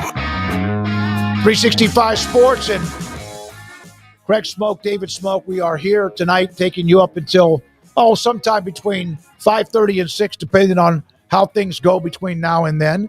So back to the Big 12 and trying to figure things out. Kim sent me a text that he heard this segment in Birmingham. He goes, I could probably easier tell you what teams will not play for a Big 12 title than what teams can play or will play for a Big 12 title. I don't know if we can, because we never would have said Arizona State last year, Colorado last year, BYU last year. So what would be an easier clump, Garrett and Craig? Say these 5 are not going to play for the Big 12, and these 5 are going to play for the Big 12, because do we really know? I feel very confident saying that Cincinnati's not playing for a Big 12 championship. I feel very confident saying Houston's not playing for a Big 12 championship. I feel very confident in saying that Colorado's not playing for a Big 12 championship. I feel very confident in saying that UCF's not playing for a Big 12 championship. I feel very confident saying that Arizona's not playing for a Big 12 championship. And so you're right. He said it would be easier to say those who aren't going to play for a Big 12 title. And I obviously there could be some magical run in store, but I just think those off the top of my head, without even delving into another couple that I might throw onto that pile, I just feel like there's not the nuts and bolts in place to go win a championship this year. Scotty B mentioned Oklahoma State. I think that's one I would sit here and debate, and I'd go, yeah, I feel very strongly they're not going to win a Big 12 championship. All right. Paxton said, I'm not buying Oklahoma State. Old Barncat said, I'm not, Utah will not. will Yeah, not play. that's one I thought of when I was going over this in my head. I think, though, the Devin Dampier move and just the reality of last year, I don't feel good about them rebounding all the way to the Big 12 title game. But they'd be in that middle ground of, rather than just I see their name and I automatically think yes or no, like I can with pretty much the whole league, there's somebody I'd have to go, and then I'd say no. But, yeah, they're not as clear-cut to me as some of those others I mentioned. But, yeah, that's very fair. All right, Garrett, he reeled off 6 to 8 people. We'll get to Ryan. He reeled off a bunch. Is there anybody we missed that would not? You were pretty confident they would not. And last year we would have said Arizona State, Colorado, and BYU. No, I think Craig really kind of nailed everybody there. I agree with him that, like, there's no way Cincinnati or them are going to have a chance. I think last year was kind of an anomaly with the Arizona State being picked dead last. I don't think we're going to see that happen very often, where the team picked dead last comes out and win. They might climb their way to the middle of the pack, but I think last year was kind of an outlier for that. Yeah, Scatterboo was known but not known. That's just, and nobody had any idea what Levitt would do to that team. Yeah, I mean, Levitt, some people might have seen him coming a little bit to becoming one of the better players in the league. Scatterboo, if you watched enough late night ESPN, Pac-12 After Dark, you had seen him like I had. So that wasn't a huge surprise. It was actually just kind of neat to see how everybody just sort of like just fell in love with the guy over the last month of the season, or last, couple weeks of the season, almost, in a way. But yeah, I think that was as much a product. That was less about Sam Levitt and less about Cam Scatterboo, and more just like, here's 4 more brand new teams a year after we just added 4 more brand new teams. So we got 8 teams in the last 2 years. We don't know where to put all these people. And as far as rolling into the league, Arizona State wasn't coming off the year that Arizona had just come off of, or the year that Utah had just come off of, and they didn't have the head coach and the quarterback combination that Colorado had, that you put them in a certain position. So they were just the unknown. I think that's why they were last as much as anything. They were just the unknown. All right, Ryan P. Mulvaney, lawyer, litigation, sports, NIL, entertainment, all of the above. It's Stevens and Lee joins us on 365 Sports. Hey, man, I appreciate you. I've seen a lot of what you've said. I've seen people quote you for what's going on.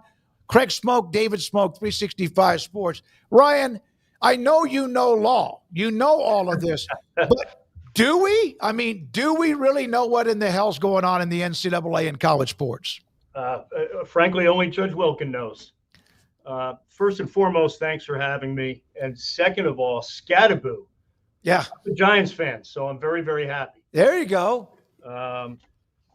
Looking forward to watching him play in the New York Giants jersey. So congrats to him. Looking forward to seeing him play in the Meadowlands. Only Judge Wilkin knows, right? She only knows what she's going to do. We have the submissions from the NCAA and conferences that were filed, the supplemental on April 14th. So they took the position that they were going to work with some of her suggestions, but not necessarily on the roster limit issue. And she basically said, go back to the drawing table, right? I want the roster limit issue addressed. Okay, well, it was almost like, were they just being stubborn? Because that's why the NCAA is in the position they're in. Like, well, she really doesn't mean that. And we are the NCAA, even though we've blanked everything up now for decades. Was that a ballsy move or a dumb move on their part? Well, it certainly wouldn't be something that I would do. Having litigated in federal court here in New York and New Jersey and Pennsylvania and Connecticut, and having clerked for a United States district judge out of law school, you kind of learn to read the tea leaves here, right? This, for all of your viewers, this was even more interesting because this was out in the open. Usually these conversations between judge and counsel, where she's kind of showing you the tea leaves, occur inside chambers, right? So we really don't see this out in the open. This was in an open forum in the middle of the fairness hearing on this very settlement. And she said, here are the problems I have. And if you want this finally approved, if you want my opinion on final approval and my order blessing this, then here's what you're going to have to address. Look, again, it's something I wouldn't have done. Once you have those moments in court, you go back to your client and say, here are the tea leaves. So I don't think it was necessarily the lawyers. Maybe it was the NCAA and the conferences saying, look, we heard her, but this is what we're going to do. And look, that didn't go over too well, even the second time. Mm-hmm. So we'll see what they do in the coming days. So the roster limits is the thing that's holding this up, and you brought that up. But how do you think that's going to end up, Ryan? Where that scratches, I guess, her itch of is it? We'll do 130, then 125, then 120. Will it be a slow? How do you think that will work? Look, I think ultimately it has to be a gradual process. And why is that? Because for her to grant final approval of this proposed and preliminarily approved class action settlement, she's going to have to find that it is fair, reasonable, right? Fundamental fairness to all involved. And what she is seeing is the very practical situation where you have hundreds and hundreds of student athletes who are entering the transfer portal, not because, as defendants say in their papers, that they have made their own independent decisions. Look, I have clients who were told that they have no roster spot for them anymore. Mm-hmm. To enter the transfer portal, that's not a voluntary decision. That's, hey, we're breaking up. You have no spot here. What are you going to do? You have to enter the portal. And what her problem is, and it's very clear, this settlement negatively impacts college athletes who are in college today, right? And your high school seniors who have committed to a university and who have been guaranteed a roster spot, only to have that roster spot taken away. That is her problem. And when you talk about fundamental fairness, when you talk about the standard that has to be satisfied here, I think she's having a hard time finding that a settlement that is negatively impacting people who are in college today is somehow fundamentally fair to the whole. So I think, look, at the end of the day, she has two choices to make. She either denies final approval of the proposed class settlement on this singular issue, or she tells them to go back to the drawing board, which she's already done. Mm-hmm. And we'll see what the NCAA and what the defendants do, the conferences and the plaintiffs. But those are her options, right? She's already done this now 2 times at the fairness hearing. She's told them, address this issue. Hundreds of objectors with respect to the roster limit issue. They've addressed some of the other issues, but they have not, to her satisfaction, addressed the roster limit issue. And that's going to be a problem. So, Ryan, and again, thanks for your time. We have had a handful of the Big 12 football coaches on in the last week or 2 or 3 or 4 with spring football, and then some of them have wrapped. Most everybody, in fact, has wrapped it up. And they have had those conversations. Like Chris Kleiman even said, I got to sit down in front of like 25 or 30 of these players who are the backbone of the history of how K-State football has been put together. Sure. Guys who have gone on to play in the NFL as walk-ons, etc. So with her sending that back, if a coach has talked to a player that we no longer have room, and then the House settlement passes with roster limits being raised, can those players go back to said K-State or wherever else? Well, not if they've committed to somewhere else and they've signed revenue sharing and things like that. But sure, if they're in the portal and suddenly tomorrow we have, final approval and we have the roster limit issue addressed to the judge's satisfaction, they can certainly go back to their universities. It's funny you mention that because, look, kind of being on the ground in this and representing athletes and hearing some of their stories and sitting through the fairness hearing for 4+ hours and hearing the very real stories of some of the athletes who spoke. I can tell you this. It seems like the defendants in the case saw that preliminary approval was granted, and yeah, we did have the roster limit issue there. And I believe the schools, the conferences, NCAA took that as, we're going to get final approval, so let's start implementing all these changes now, in my opinion, prematurely, because you have these very conversations, right? You have coaches telling kids, we don't have a spot for you anymore. I know we had one yesterday, but we don't have one today. And I think that was prematurely done. And again, I go back to the fact that, the schools, the conferences, the NCAA is going to have to figure out a way to make Judge Wilkin happy to get this final approval. You are in touch, and you are dealing with athletes that are trying to make decisions, etc. Why do they not listen to you and others when you have them set up for a pretty good deal, and then they go and get an agent that's going to get some of their money and sometimes sign something? Like I saw you and Christy Dosh were back and forth. We've had Christy on. Great reporter too. Phenomenal. If any of these words are in your contract, please do not sign before you have an attorney or agent review it. As far as the three flags in a contract, how many players are paying attention to that? Yeah, this is one of the reasons why I'm very appreciative for you guys having me on. You've got a very broad audience.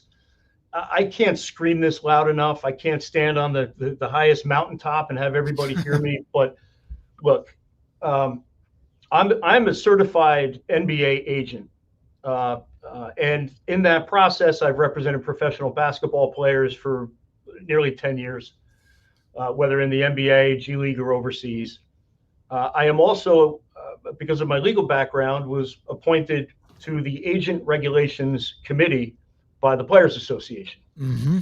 There is no such thing really in the world of college athletics.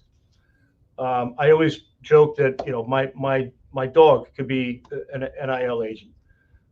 There are very good ones, and then there are those who are out to, I think, take advantage of people.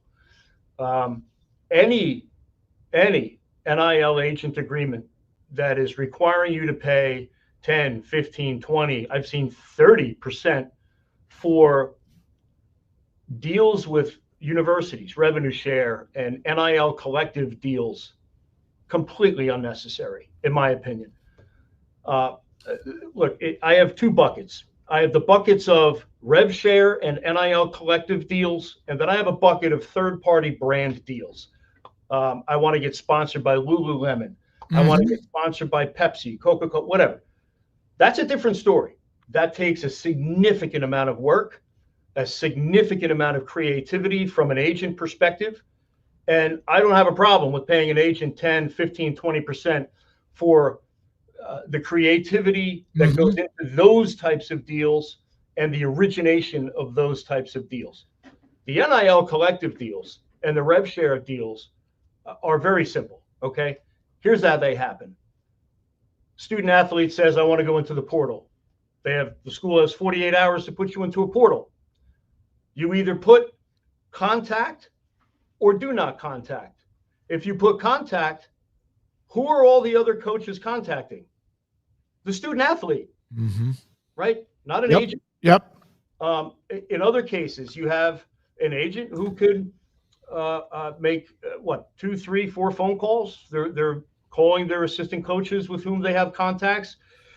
They're calling head coaches with whom they have contacts. And that's how that works. Look, when you're talking about a $200,000 contract and you're paying somebody 15% of that for the little work that's involved, and then I have to get involved to negotiate the dozens and dozens and dozens of pages and terms of these agreements. Oh my! From a legal perspective, I don't really care so much about page 1 that says the dollars, right? That's not my role. My role is to try to protect, from a student athlete perspective, all of these other provisions, right? That's one contract. I talk to Christy a lot. Christy Dosh is great. We try to inform parents about this. She has a Facebook parent group for NIL. I think this is, a hot button issue. Here's how I try to portray this for college athletes.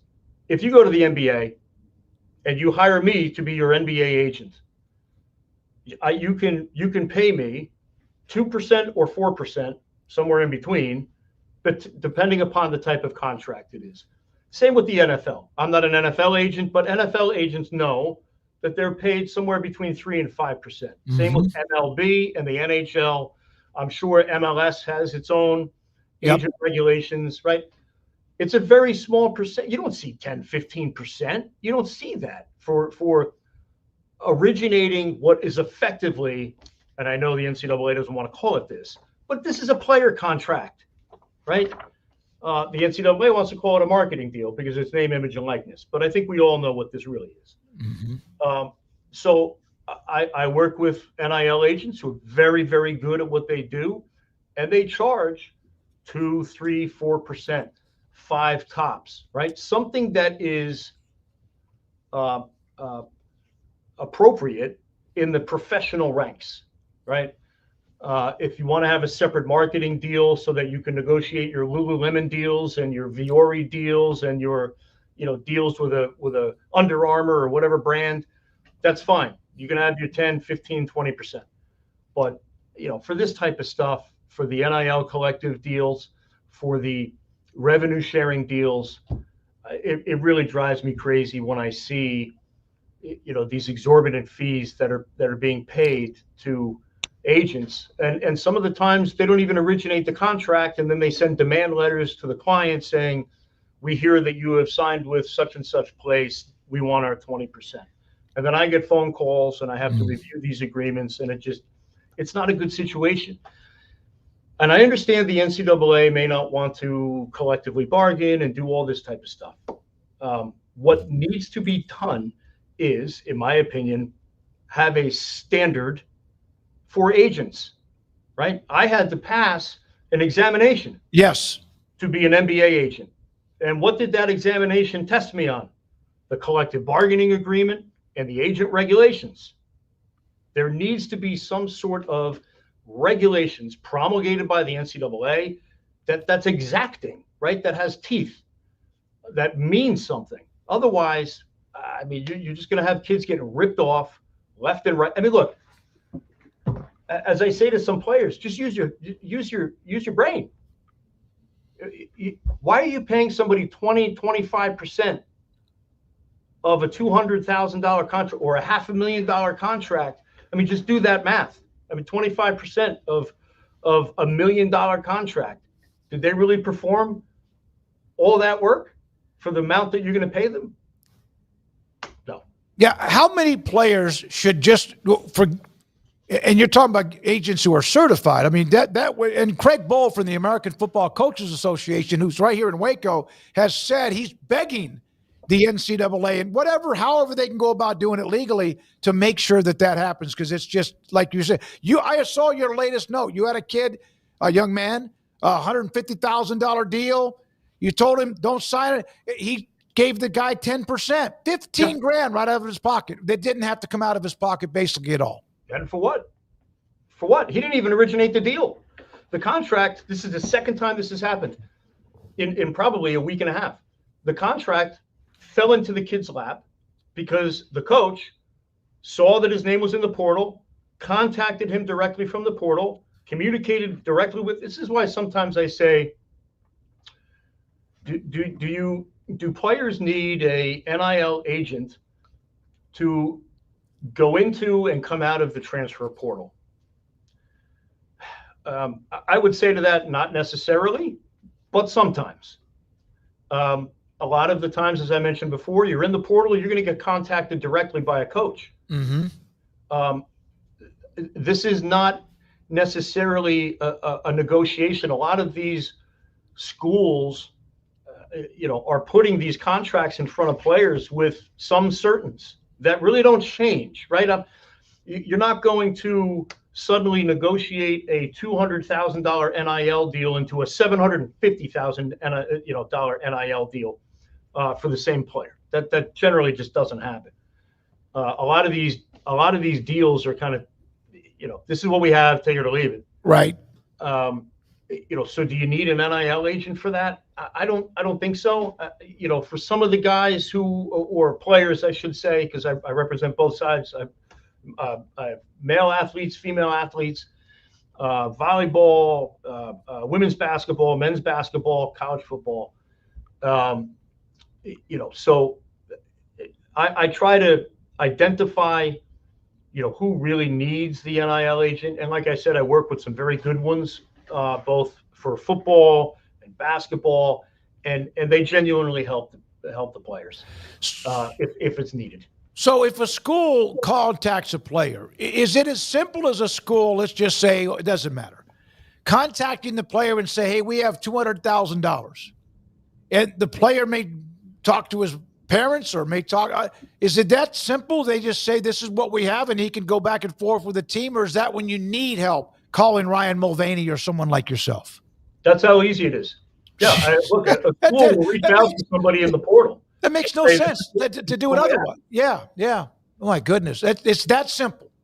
Yeah. Now I know you represent the athletes. Can the schools protect themselves, Ryan? For example, we saw some stuff the last couple of weeks with Nico and Madden Yamaliava. What are your thoughts as someone who represents players, student athletes, about how can schools protect themselves, or can they? Yeah, there's been a lot of newsworthy stuff going on really since the winter portal with Xavier Lucas. I mean, that was probably the first instance where a university took a hard line position. I think the way, if I'm advising a school, I think the way to do that is, maybe put some sort of buyout clause in a contract, or have some sort of clawback provision. As a lawyer for the college athletes, I try not to tip my hand here to all the universities who may be watching, but I try to shorten the payment period. Right? I don't want it to be an entire calendar year. I want the athlete to get as much money as possible before the transfer portal opens. And why is that? The NCAA bylaws provide college athletes with the express right to enter the portal, like it or not. Look, my alma mater is a Big East university that has been struggling for the last 2 years. We have rebuilt the roster every single season since, right? It's difficult. I understand that from a fan perspective, but from the perspective of someone who regularly represents college athletes and pro, you want to be able to put the athlete in a position to earn as much as they can. And right now it's a year-to-year process. Am I offended if I see a 2-year deal? No, not necessarily, particularly if they're upperclassmen, and that provides a little bit of stability. Like if you're a junior and you only have 2 years of eligibility left, I don't mind seeing a 2-year deal. But if going back to the university side of things, I think that's probably the best way to have some sort of buyout or have some sort of clawback provision. Like, for example, if your term of payments end, say May 1st or April 15th or something like that, and the college basketball season ends and you enter the portal on March 26th and you transfer out, you're at some point in the beginning of April, you're obviously waiving your right to payments in May. You're obviously waiving some payments in March because you've entered the portal. I don't want to see, total paybacks where a student athlete has to pay everything back that he or she has received from the university, because in my opinion, that student athlete has performed, right, their NIL services throughout the season. So they should be paid for what they've done. Now, I can understand the school's position of, well, we want to claw back a little bit. I get it.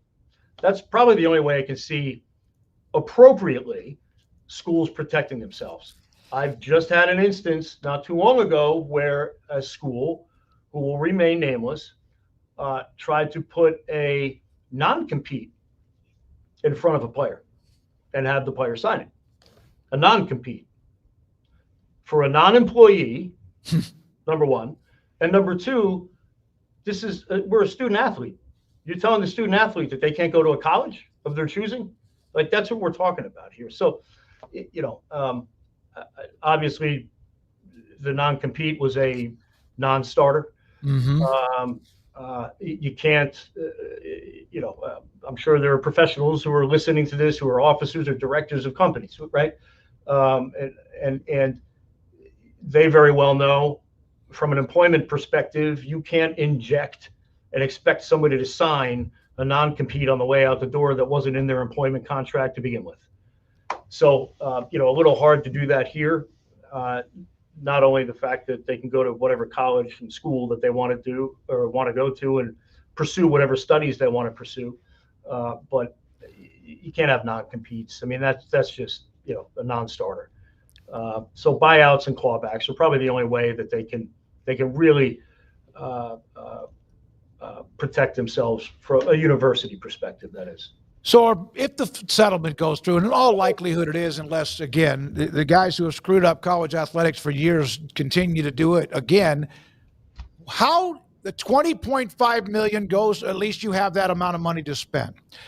You can spread it out however you want. If you don't have a football program, then my God, your men's basketball team's going to be in pretty good shape, right? Well, from your lips to God's ears.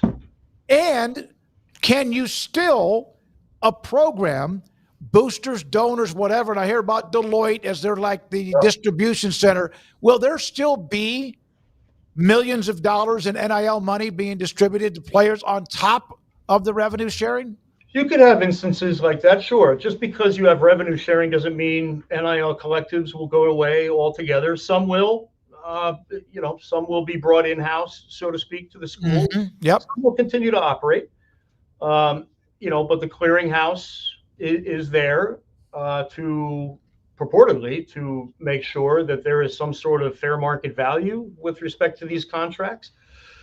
On what they're basing that is beyond me, because this is only really 2.5 years old.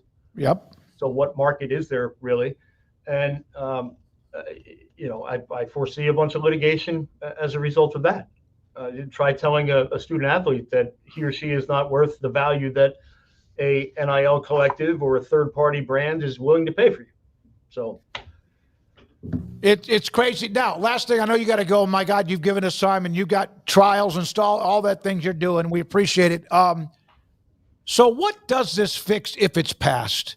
Are there still going to be lawsuits? Are there? Because I still don't know how the NCAA is ever going to avoid that. Because one of the first things, unless I'm wrong, Ryan, correct me if I'm wrong, that one of the things that the attorney who was the guy who may have been a part of EA Sports or whatever else, was that it was going to protect the NCAA if they agreed from being sued. That's impossible to guarantee. Yeah, I would look. I mean, if you're part of the settlement, then you're obviously waiving your right to, to bring an action against the NCAA or the conferences. But if you've opted out of this settlement, then you're free to do whatever you want. As I just mentioned, I foresee more litigation down the road. Yeah. As soon as Deloitte tells somebody, there's your deal is rejected because it doesn't qualify for what we believe is fair market value. Deloitte's getting sued. The NCAA is getting sued. The school maybe. Yeah. The school may be getting sued. This whole $20.5 million. Look, there may be lawsuits even after this, because what is happening with this $20.5 million cap is there's a salary cap being thrust upon college athletes that has not been collectively bargained. I understand that there's a settlement, and look, I deal with settlements all the time. This is how, parties come together and end litigation. But what is effectively happening here is the salary cap is being imposed, not only with this settlement, but also with third-party brand deals, right? Because Deloitte is now responsible for otherwise capping what they believe should and shouldn't be paid to an athlete. So I see more lawsuits down the road. Look, we have lawsuits now with respect to the eligibility issues. One of my good friends here in New Jersey just filed one on behalf of a player at Rutgers. So I see more litigation. Look, this case hopefully will settle. Hopefully, roster limits will be addressed so that they don't negatively impact current college players. And look, this will be resolved, but that's not going to resolve everything. Right. With the NCAA. Ryan, last thing is, okay, and I know you have players, athletes, student athletes, NBA and college, but if you got into a room with the NCAA leadership, Baker, whoever else, and it was off the record, which I'm then asking you to not put, would you be able to repeat what you tell them of how they have screwed this thing up for so many years? Look, the one thing I'll say about Charlie Baker is I think he listens. Mm-hmm. Right. I don't think, I mean, look, we've seen him get grilled by Congress. We've seen, here's who had the best timing. Emmert. He knew when to get out.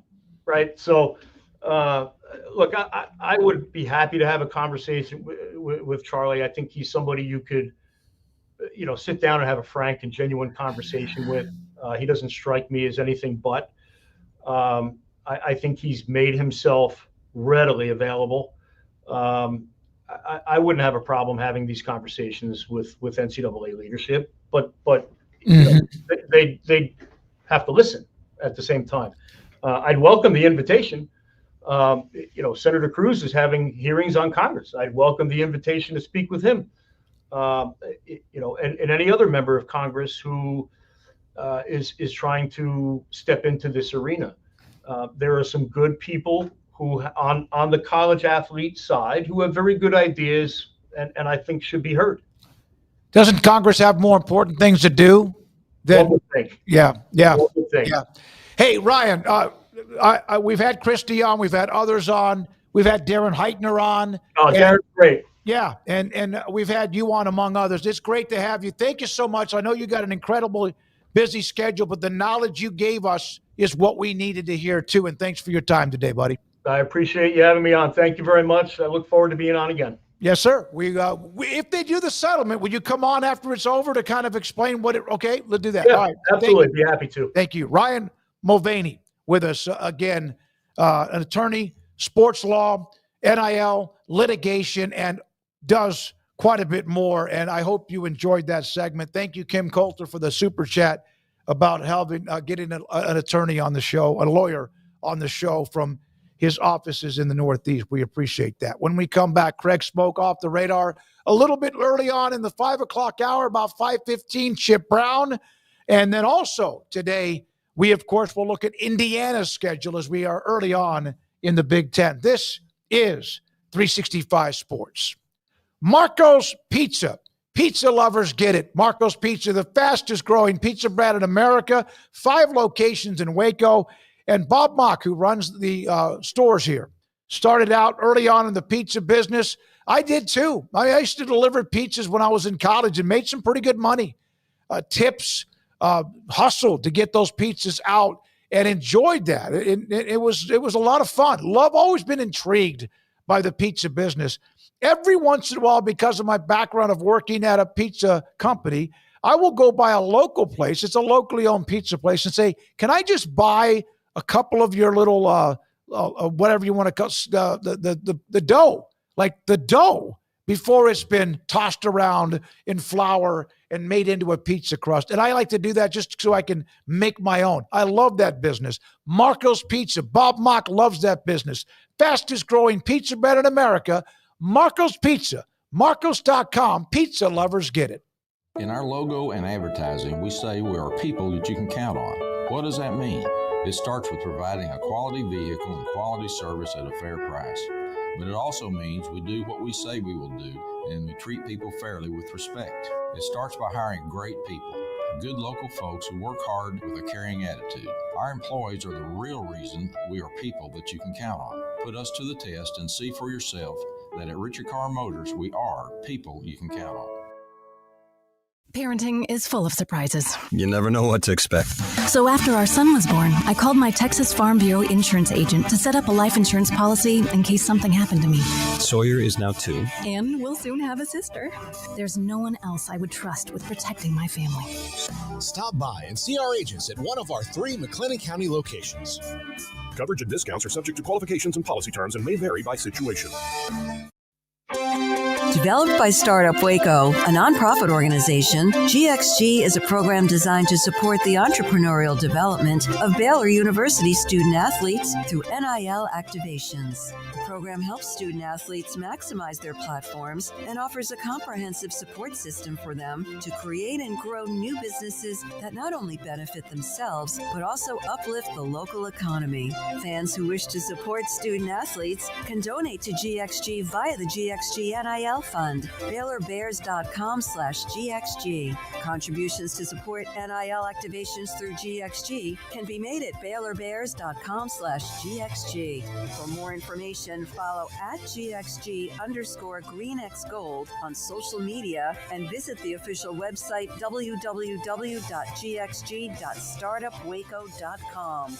GXG, empowering student athlete entrepreneurship and uplifting the local economy through NIL activations. Riverbend Liquor and Wine now has 2 locations to serve you. The original on Lakeshore Drive and North 19th Street and the brand new spot in downtown Waco at 600 Franklin Avenue. If you're looking for the best in craft beers or local Texas bourbons, then the original is the place to be. And for the latest trends and online phenomenons, head downtown to the Franklin location. Either way, you're going to get the same great variety, customer service, and speedy experience. Check out both locations on their Facebook and Instagram pages, Riverbend Liquor and Wine, Lakeshore Drive and North 19th Street, and now downtown on Franklin Avenue.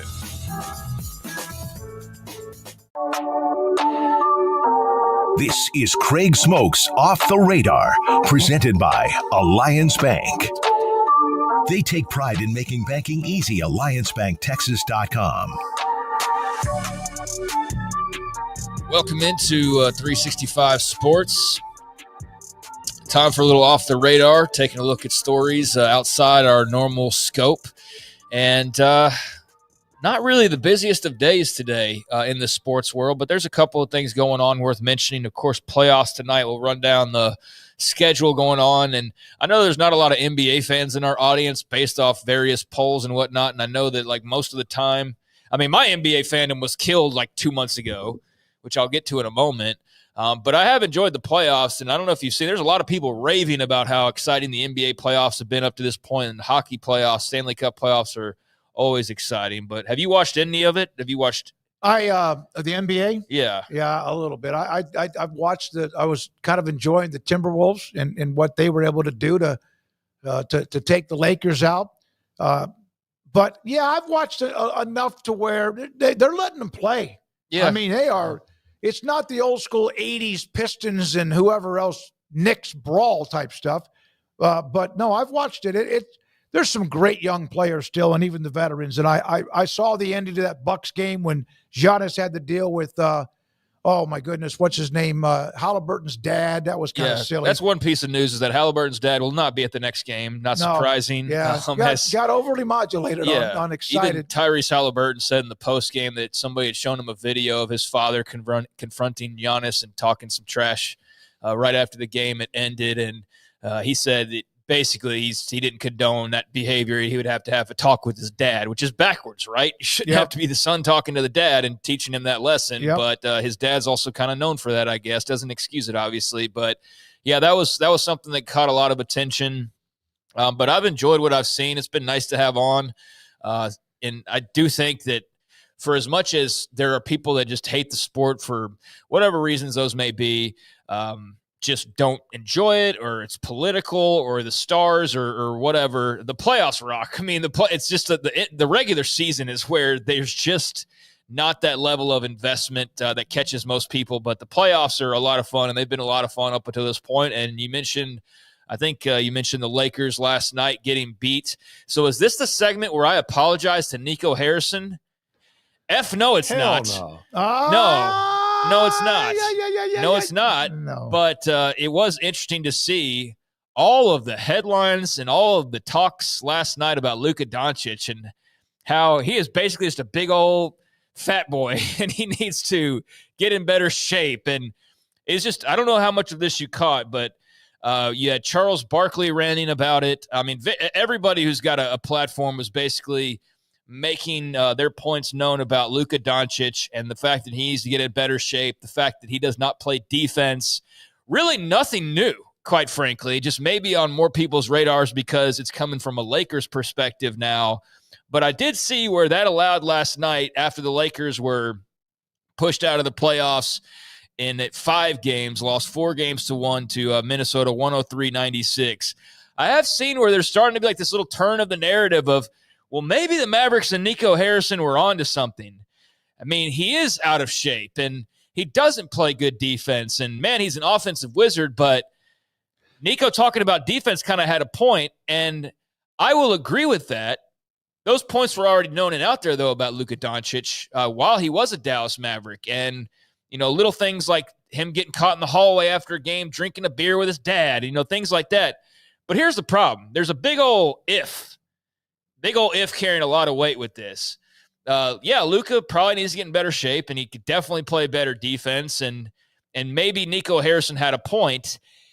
If he would have gotten the actual draft capital that he should have gotten originally in the trade deal, then I think there's a scenario where years from now you can say, you know what, Nico Harrison was a freaking genius, and what foresight to trade Luka Doncic and go a different route because the guy's not in good enough shape and he doesn't play good enough defense, and defense wins championships, and you can go that. But that if carries way too much weight to excuse it because you didn't get any draft capital. You got pennies on the dollar. I don't care how first ballot Hall of Famer Anthony Davis is, but it has been interesting to see that kind of changing of the narrative over the last, 15 hours, basically, 24 hours now.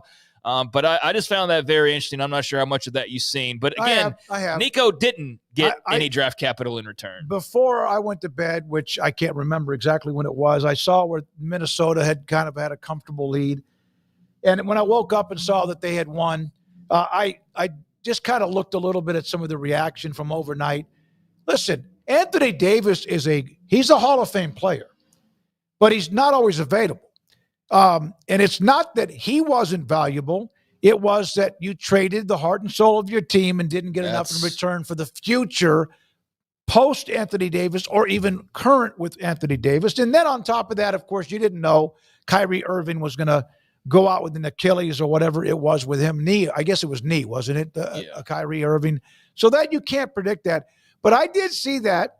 I saw a little bit of that wobble. I did. And Luka was on top of the world. He was the golden boy, and the Lakers got him. And then I all of a sudden saw LeBron kind of like not distancing himself. He's done that before, but he kind of like, and that's what LeBron does, because he damn sure wasn't going to take any of the brunt of them getting knocked out for the 3rd consecutive year in the first round of the playoffs or whatever it was. Yeah, so it was interesting seeing some of the comments, and Charles Barkley had his criticism about Luka can't guard a chair, things like that, which is typical Charles. But there were people that were picking up on a couple of the comments coming out of the Lakers. Post game session there. And one of those was from head coach JJ Redick, who talked about needing better conditioning next year. So what does everybody's mind immediately go to? It's like Luka's fat ass needs to get in better shape. That he's talking directly to him. And JJ said he talked about needing to be in championship shape. And so where everybody's mind immediately went there. But, I mean, the Lakers were pretty out of it they looked like they were a gas team. It wasn't just Luka, though. But J.J. Redick expanded on that. It's something we will build out over the next couple of weeks with our player development coaches, our performance staff, our training staff. Some guys have routines, but we do want to have a program in place for each guy. So everybody, as you can imagine. That's something Luka doesn't accept. Well, that's what a big point of contention was when he was in Dallas, was constantly. So like I said, him being in better shape or should be in better shape and things like that, not playing defense, that's been known and out there about him. I just think that it's a bigger microscope. And I also think that about 2 weeks ago, we're talking about the Lakers. You were seeing that rave reviews everywhere, and now they're out of it. So now it's, okay, well, what happens next? And now how do we break this all down and tear them down before we build them up again next season? They're not careful, even though they have Lucas Young and some of the other. They're not careful. They could get old in a hurry. Yeah. Barkley, number one, they got to get some more athletic ability. They can't guard anybody, so they're going to have to find somebody to cover for LeBron and Luka defensively because LeBron doesn't play defense anymore. Luka can't guard a chair, and you're going to have Wilt, Kareem, and Bill Russell back there blocking shots if they're going to not keep anyone in front of them. So that was, just a throwaway comment by Charles. But, yeah, just very interesting to see people try to kind of flip the narrative back after that loss by the Lakers. And even then, reading into the comments by J.J. Redick or even LeBron James, who after the game was asked a question about, his comments, I guess, on everything sort of in general and about the roster and heading into next season. And he had this really weird comment that everybody sort of raised their eyebrows out. So he's asked about how tough is it to play without a center after Anthony Davis got traded to Dallas. So you can just see the LA reporters are just stirring that baby up, man, right after the game's over with. But in regards to that, he said, no comment. I'll never say that because AD, my guy, said what he needed, and he was gone the following week. I got no comment. I put that uniform on every night. I gave everything that I had, and that's all that matters. So that was him answering a question about the need for a center and then pointing out that when Anthony Davis made a comment about a similar thing, he was shipped away. So you can see where that's taken as a shot, right? You can see where that's LeBron kind of, it's not my deal. Like, blood's not on my hands, which is a little bit par for the course for him. So anyways, Lakers out of it. Now everybody's complaining about Luka being Luka, basically, and not changing. Although I guess LA maybe will have the magic serum and get him to get in super tip-top shape and be super serious about his defense moving forward. Or maybe they just got what they got because that's who he is. It's just unfortunate that Nico Harrison might actually end up right when all this is said and done, but he misread two things too much. It's not about Luka's faults and bringing in and winning a championship right away. Is about the journey with him in particular. And number two, you didn't get jack squat in return. If you have gotten 6 first-round picks over the next 3 years, I don't think anybody's crying about this nearly as much as they had. It's the fact that you got nothing other than an aging Hall of Famer and Anthony Davis for the most part. That's what still has people losing their minds. So just kind of – LeBron's very passive-aggressive. He's very passive-aggressive. Yes, he is. And that was passive-aggressive last night. So, we know he's untouchable, and yet he's sitting there acting like he's going to get shipped away if he makes a comment. Like, come on, man. That's very passive-aggressive. But speaking – what? No, and him – when he gets bumped, he has become the biggest flop artist. Not flop. He got bumped pretty good last night, but it's just this like he's been. Well, you can go back to when he was like 27, and he's like the most ripped, in shape dude in the entire NBA, and legitimately could probably go and try out and like make an NFL team. Even if it's at the bottom of the roster, like he's that much of a freak athlete, and yet dude's much smaller. You would think a semi-truck had hit him, like that kind of stuff. Yeah, that's been going on for a long time with him and various others, but that can be annoying. In regards to him, though, I don't know how you feel about him overall. I'm more of a Jordan guy. Just that's who I grew up with, but I am like LeBron's age, so it's just weird. Like part of me is sick and tired of watching him every year in the NBA because it's been over half my life at this point. But on the other hand, I know when he retires, it's going to be like, damn. Not me. Like that dude's been around my whole life, and now he's retiring. Damn, I'm getting old. But in regards to that, he was asked at this point in his career, as you might imagine, of his plans and whether retirement is looming and all that kind of jazz. But he did basically say the expectation, while a decision's not imminent, is that he will be back for a 23rd straight NBA season. Okay. 22 years in the books, and it will probably be 23. So yeah, that's some longevity there for you. You got to give it's an unbelievable career. Owns almost all the records and stuff.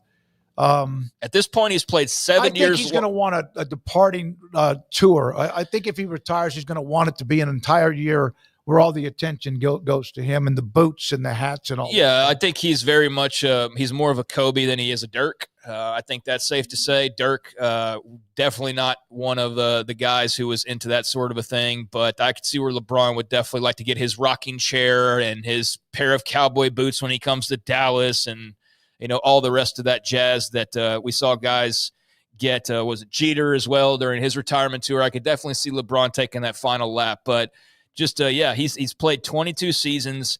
Jordan played 15, but he also had 3 years that were missing in between. So, 23 years is that's 23 years potentially. That's a crazy amount of time, but that seems like it's almost a slam dunk that will probably happen. So, anyways, outside of that, couple of stories, do have a couple of games tonight.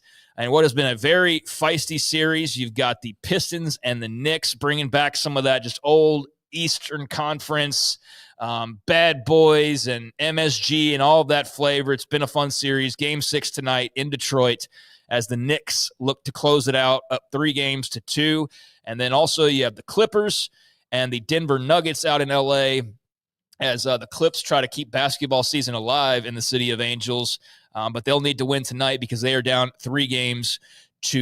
So a couple of games tonight in the NBA playoffs. Meanwhile, in the NHL, run that down for you. Last night had a trio of games with the Capitals, moving on and advancing. The Panthers won and advanced, and then Winnipeg took a 3-2 series lead. So tonight you've got Ottawa hosting Toronto. Game 6, Toronto leads that 3-2, starting at 6. Then Minnesota down 3-2, hosting Vegas, trying to keep their season alive against the Golden Knights. And that will face off at 6:30. Then at 9 o'clock, you also have the Edmonton Oilers looking to close out their series at home against the LA Kings. 3-2, Oilers lead that series. So again, trying to close that out at home. But prior to that, I'm saving the best for last, of course. You will have Game 3 of 4 start times on the night at 8:30. It'll be the Avalanche and the Stars in Denver, and the Stars lead that series 3-2, so they can close it out on the road tonight. That'll be on TBS. So you'll have Leafs Sens on TBS at 6. Then the ESPN game starts at 6:30 with the Golden Knights and Wild. Then TBS at 8:30 with Stars and Avs, and then ESPN 9 starts with Kings and Oilers. So big-ass night for NHL fans out there, and Garrett being the biggest one in this room and a Stars fan. How do you feel about Game 6 tonight in Las Vegas? I like this. I think this is one where Dallas can go out and get the series taken care of. You're still dealing without Jason Robertson and Miro Heiskanen, which you were hoping to get both of those guys back. Miro's still kind of up in the air. Hopefully you'll get him back next series. Robertson is one of those where you're still kind of waiting to see. But given the roster and the injuries they're dealing with and how Colorado always matches up with them, I think it's been cool to see them bounce back. I don't know that they can make it out of the next round, but it's nice to see them to get on track where they're at right now. Yep, so that'll be later on tonight as well. So there you go. There's a few things off the radar. A lot of playoff games tonight in the NBA and NHL. Do you want it to go back to Dallas for a Game 7, Garrett, or does that get a little dicey? I want it over with. Just get it over with, try to get healthy and ride out. And I don't know if I said that. The Stars are up 3-2. I don't know if I said that right the first time. But And I tell you what, remember, they were in that long stretch. I think we mentioned this Tuesday. They had lost, and they lose Game 1. But the win they got in Game 3 was huge. Yeah, sorry to cut you off. I tell y'all, and I've mentioned this so many times, but I listen to The Ticket, right, in Dallas. That's the #1 station in Dallas. I listen on my app, and I said this yesterday, actually, but it's just funnier, again, moving into tonight it was like, what was it? How did the series start off? Was it 2-0? They started off down 2. No. Yeah, they were down to 2, and then they came back. Yeah. And that's when the Stars were down 2 games. Stars were down 2. Okay. Yeah. So that's when Corby Davis in The Ticket was proclaiming the death of them, and good old Bob Sturm was the one that's like, "Hey, quit being a loser fan. Basically, we need a quitter and watch the Stars do their thing." And here they are, and they now can close the series out later on tonight. So, off the radar NBA, NHL playoffs, and now some Luka narratives starting to change direction. But you still didn't get the draft haul. There you go. Huh? You still what? You still didn't get the draft haul, so it doesn't matter what you want to say about him being out of shape or whatever. If you're Nico Harrison, you're not going to. No, that's you can't make a decision on that quick. But it surely gave some people a chance to enjoy watching Luka. Gave flip-floppers a chance to flip-flop. No, absolutely. Well, and here's the thing, too, last thing I'll say about it, but I am rooting for him, but I'm very torn because there's two things working against just flat out being a full-blown fan and wanting him to go win a title is I think that'd just be painful as a Mavs fan to watch him do that, although I'm sure at some point he will. But while rooting for the Lakers is much the hard part because I just can't jump on a fandom, especially when, like, what am I, a Yankees fan next? Like, what am I doing here? But I also can't really root for LeBron. I don't want Luka to join this evil franchise to help LeBron win another championship to close in on. Like, there's just too many factors. I hope he stays healthy. But yeah, there's nothing new out of last night with the criticisms. It's just that they're trying to use that to flip the narrative, but it doesn't entirely flip it because there is the lack of capital that you got in return, and that's something that they cannot answer for. It gives people a chance to maybe enjoy what happened, but again, in the end, it just still to this day, it seems like such an awful decision to trade him. When we come back, Chip Brown, Horns 247 on the story involving that salary roster that UT has to pay. We'll see what he has to say about that and some other notes. UT football and more. Chip Brown is next. This is 365 Sports. We're not doing them anymore, Garrett, so you can go ahead and go. How that's stuck Chef in there. is your local vending, office coffee, and micro market provider, delivering outstanding service to break rooms all over Central Texas for over 50 years. Automatic Chef brings the best products to your location at the best prices. With hundreds of choices in fresh food, coffee, snacks, and drinks, let Automatic Chef tailor a break room solution to your needs. Make break time great again with Automatic Chef. Automatic Chef Canteen, 6900 Imperial Drive in Waco, or online at automaticchef.com.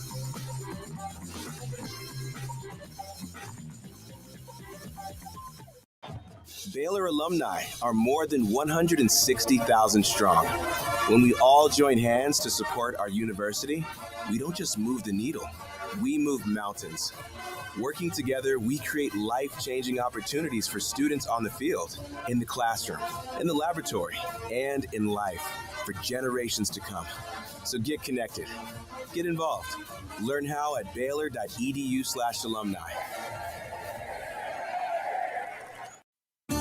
There are 26 letters in the alphabet, over 600,000 words in the dictionary, and just 3 of them said together can change everything. Let's order pizza. Those 3 words lead to dough made from scratch and 3 fresh signature cheeses that blanket golden crust in a heavenly melt on Marco's Pizza that'll blow your mind. So visit marcos.com to order and stop by Marco's Pizza in Belmead, China Spring, Woodway, and in Robinson. Marco's. Pizza lovers get it.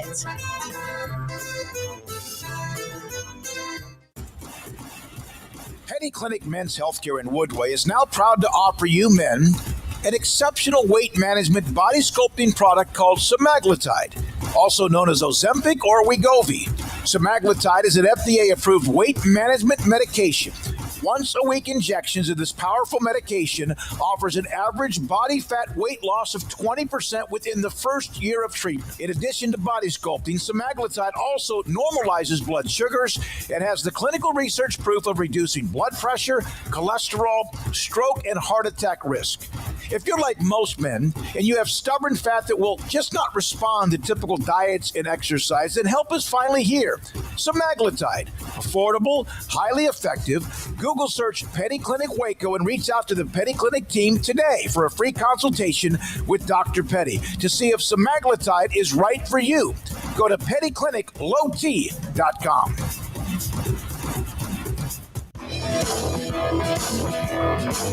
This is 365 Sports. Enjoying the show? Hit the like button and subscribe.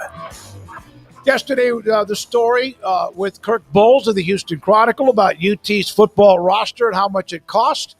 And Chip Brown, Orange 247, joins us. It's been a while since we had Chip on the show with David Smoak, Craig Smoak. Chip, thank you, buddy.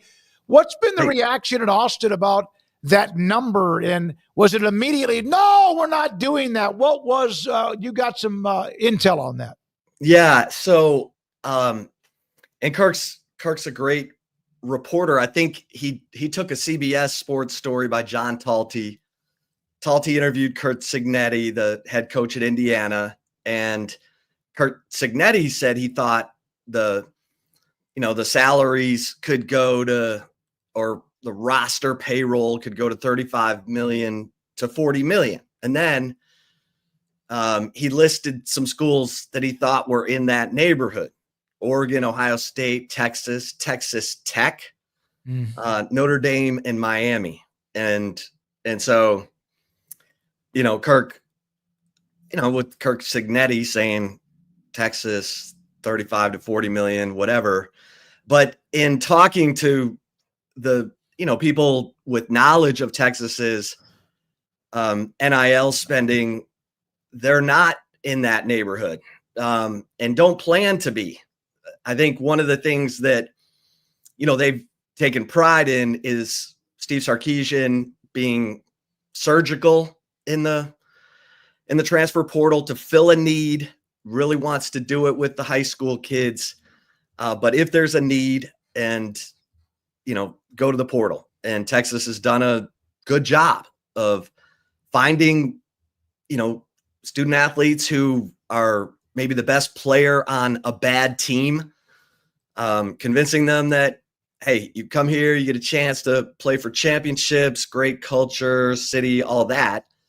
And so that they're not overpaying for talent. So I think, there was some angst at Texas about that, because of course that headline is going to stick, and it's all anyone's going to talk about during the year, Texas's $40 million roster, when I'm told it'll be, with the double dip, the salary rev share coming, probably going to be around 13, 14 million for, the Power 4 schools for football. And then if you add in your collective, I'm told Texas will be, maybe right at 28 or 30 million. I know people are going to be like, oh, well, but it is a big difference. I mean, when you're talking about, if we're talking about, compensation for players. Mm-hmm. Chip Brown with us, 247 Sports. Thanks for your time. And Craig, question for Chip. Chip, when I saw it, I actually didn't really blink. I mean, I just figured like, okay, yeah, I mean, it's kind of the Wild West these days. And especially when you count in all the factors that are going into it. I mean, did you balk at that? Did you find that to be an alarmingly high number? Or did you think like, well, that's maybe a little bit off, but somewhere in the neighborhood? Well, I just wanted to see. I wanted to find out. So I, made the calls and in talking again to people with knowledge of the NIL spending at Texas. They were like, we're not in that neighborhood. Don't plan to be. They feel like Texas Tech might be spending more on its 2025 football roster right now than Texas is. All the talk about David Bailey, the pass rusher, John Talty even reported allegedly getting 2.5 million. I'm told Texas has never paid a student athlete $2 million in NIL money.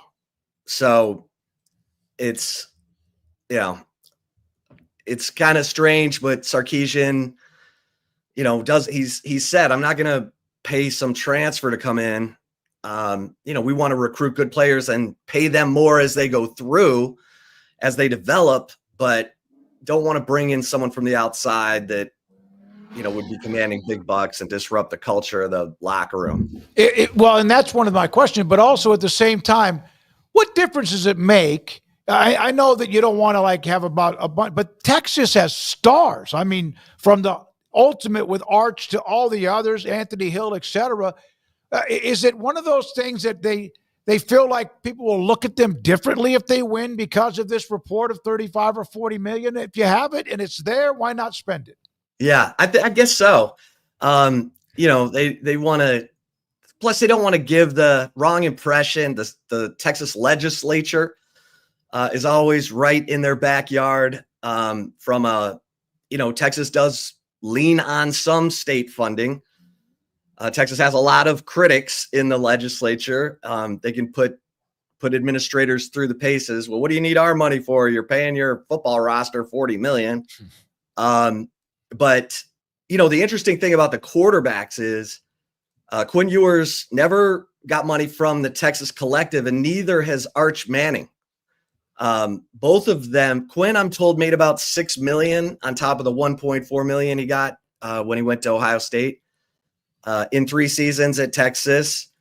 And it was all from, his getting national brands, partnerships, Dr. Pepper, Hulu, Wrangler. And we know Arch Manning, Red Bull, Waymo, Panini America, they're banking on Arch, trying to get that relationship started early because, they're betting on the investment down the road.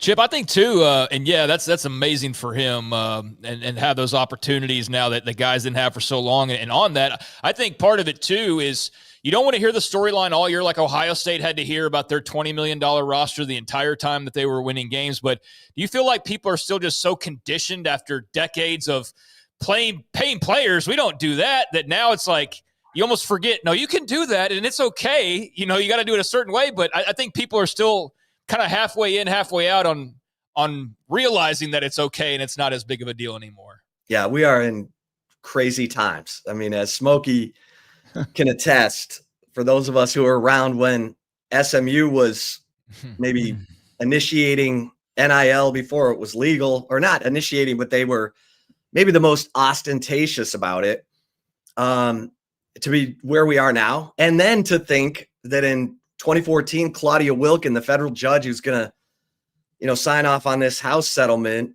advised schools pay each of your student athletes $5,000 a year for their name, image, and likeness.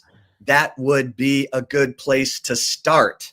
Mm-hmm. And I remember Steve Patterson, one of the least effective administrators I've ever covered. He did 2 things for Texas. He got beer sales through at sporting events, and he did say we need to pay these kids the $5,000 for name, image, and likeness, or it's going to be out of our control. And he was right.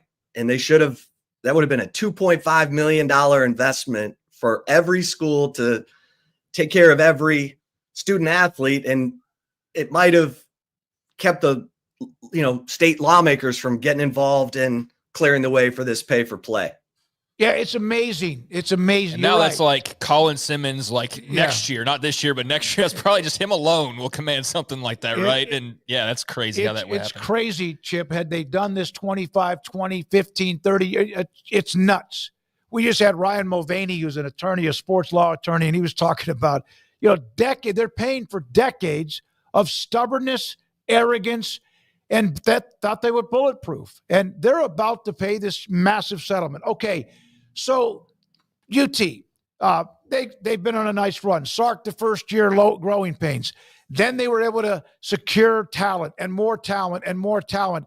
Where would you compare where they are right now with the football program in almost cruise control compared to maybe the early to mid when Mac and UT were threatening to win national titles a couple of 2 or 3 times that decade? I'm not trying to compare them to 05, but where are they in your opinion? Yeah, I think, Smokey, they're built better from the inside out. Steve Sarkisian's done a great job of identifying, he and Kyle Flood, his offensive coordinator, offensive line coach, have done a great job of identifying offensive linemen and developing them into difference makers. And now we're seeing offensive linemen get drafted left and right.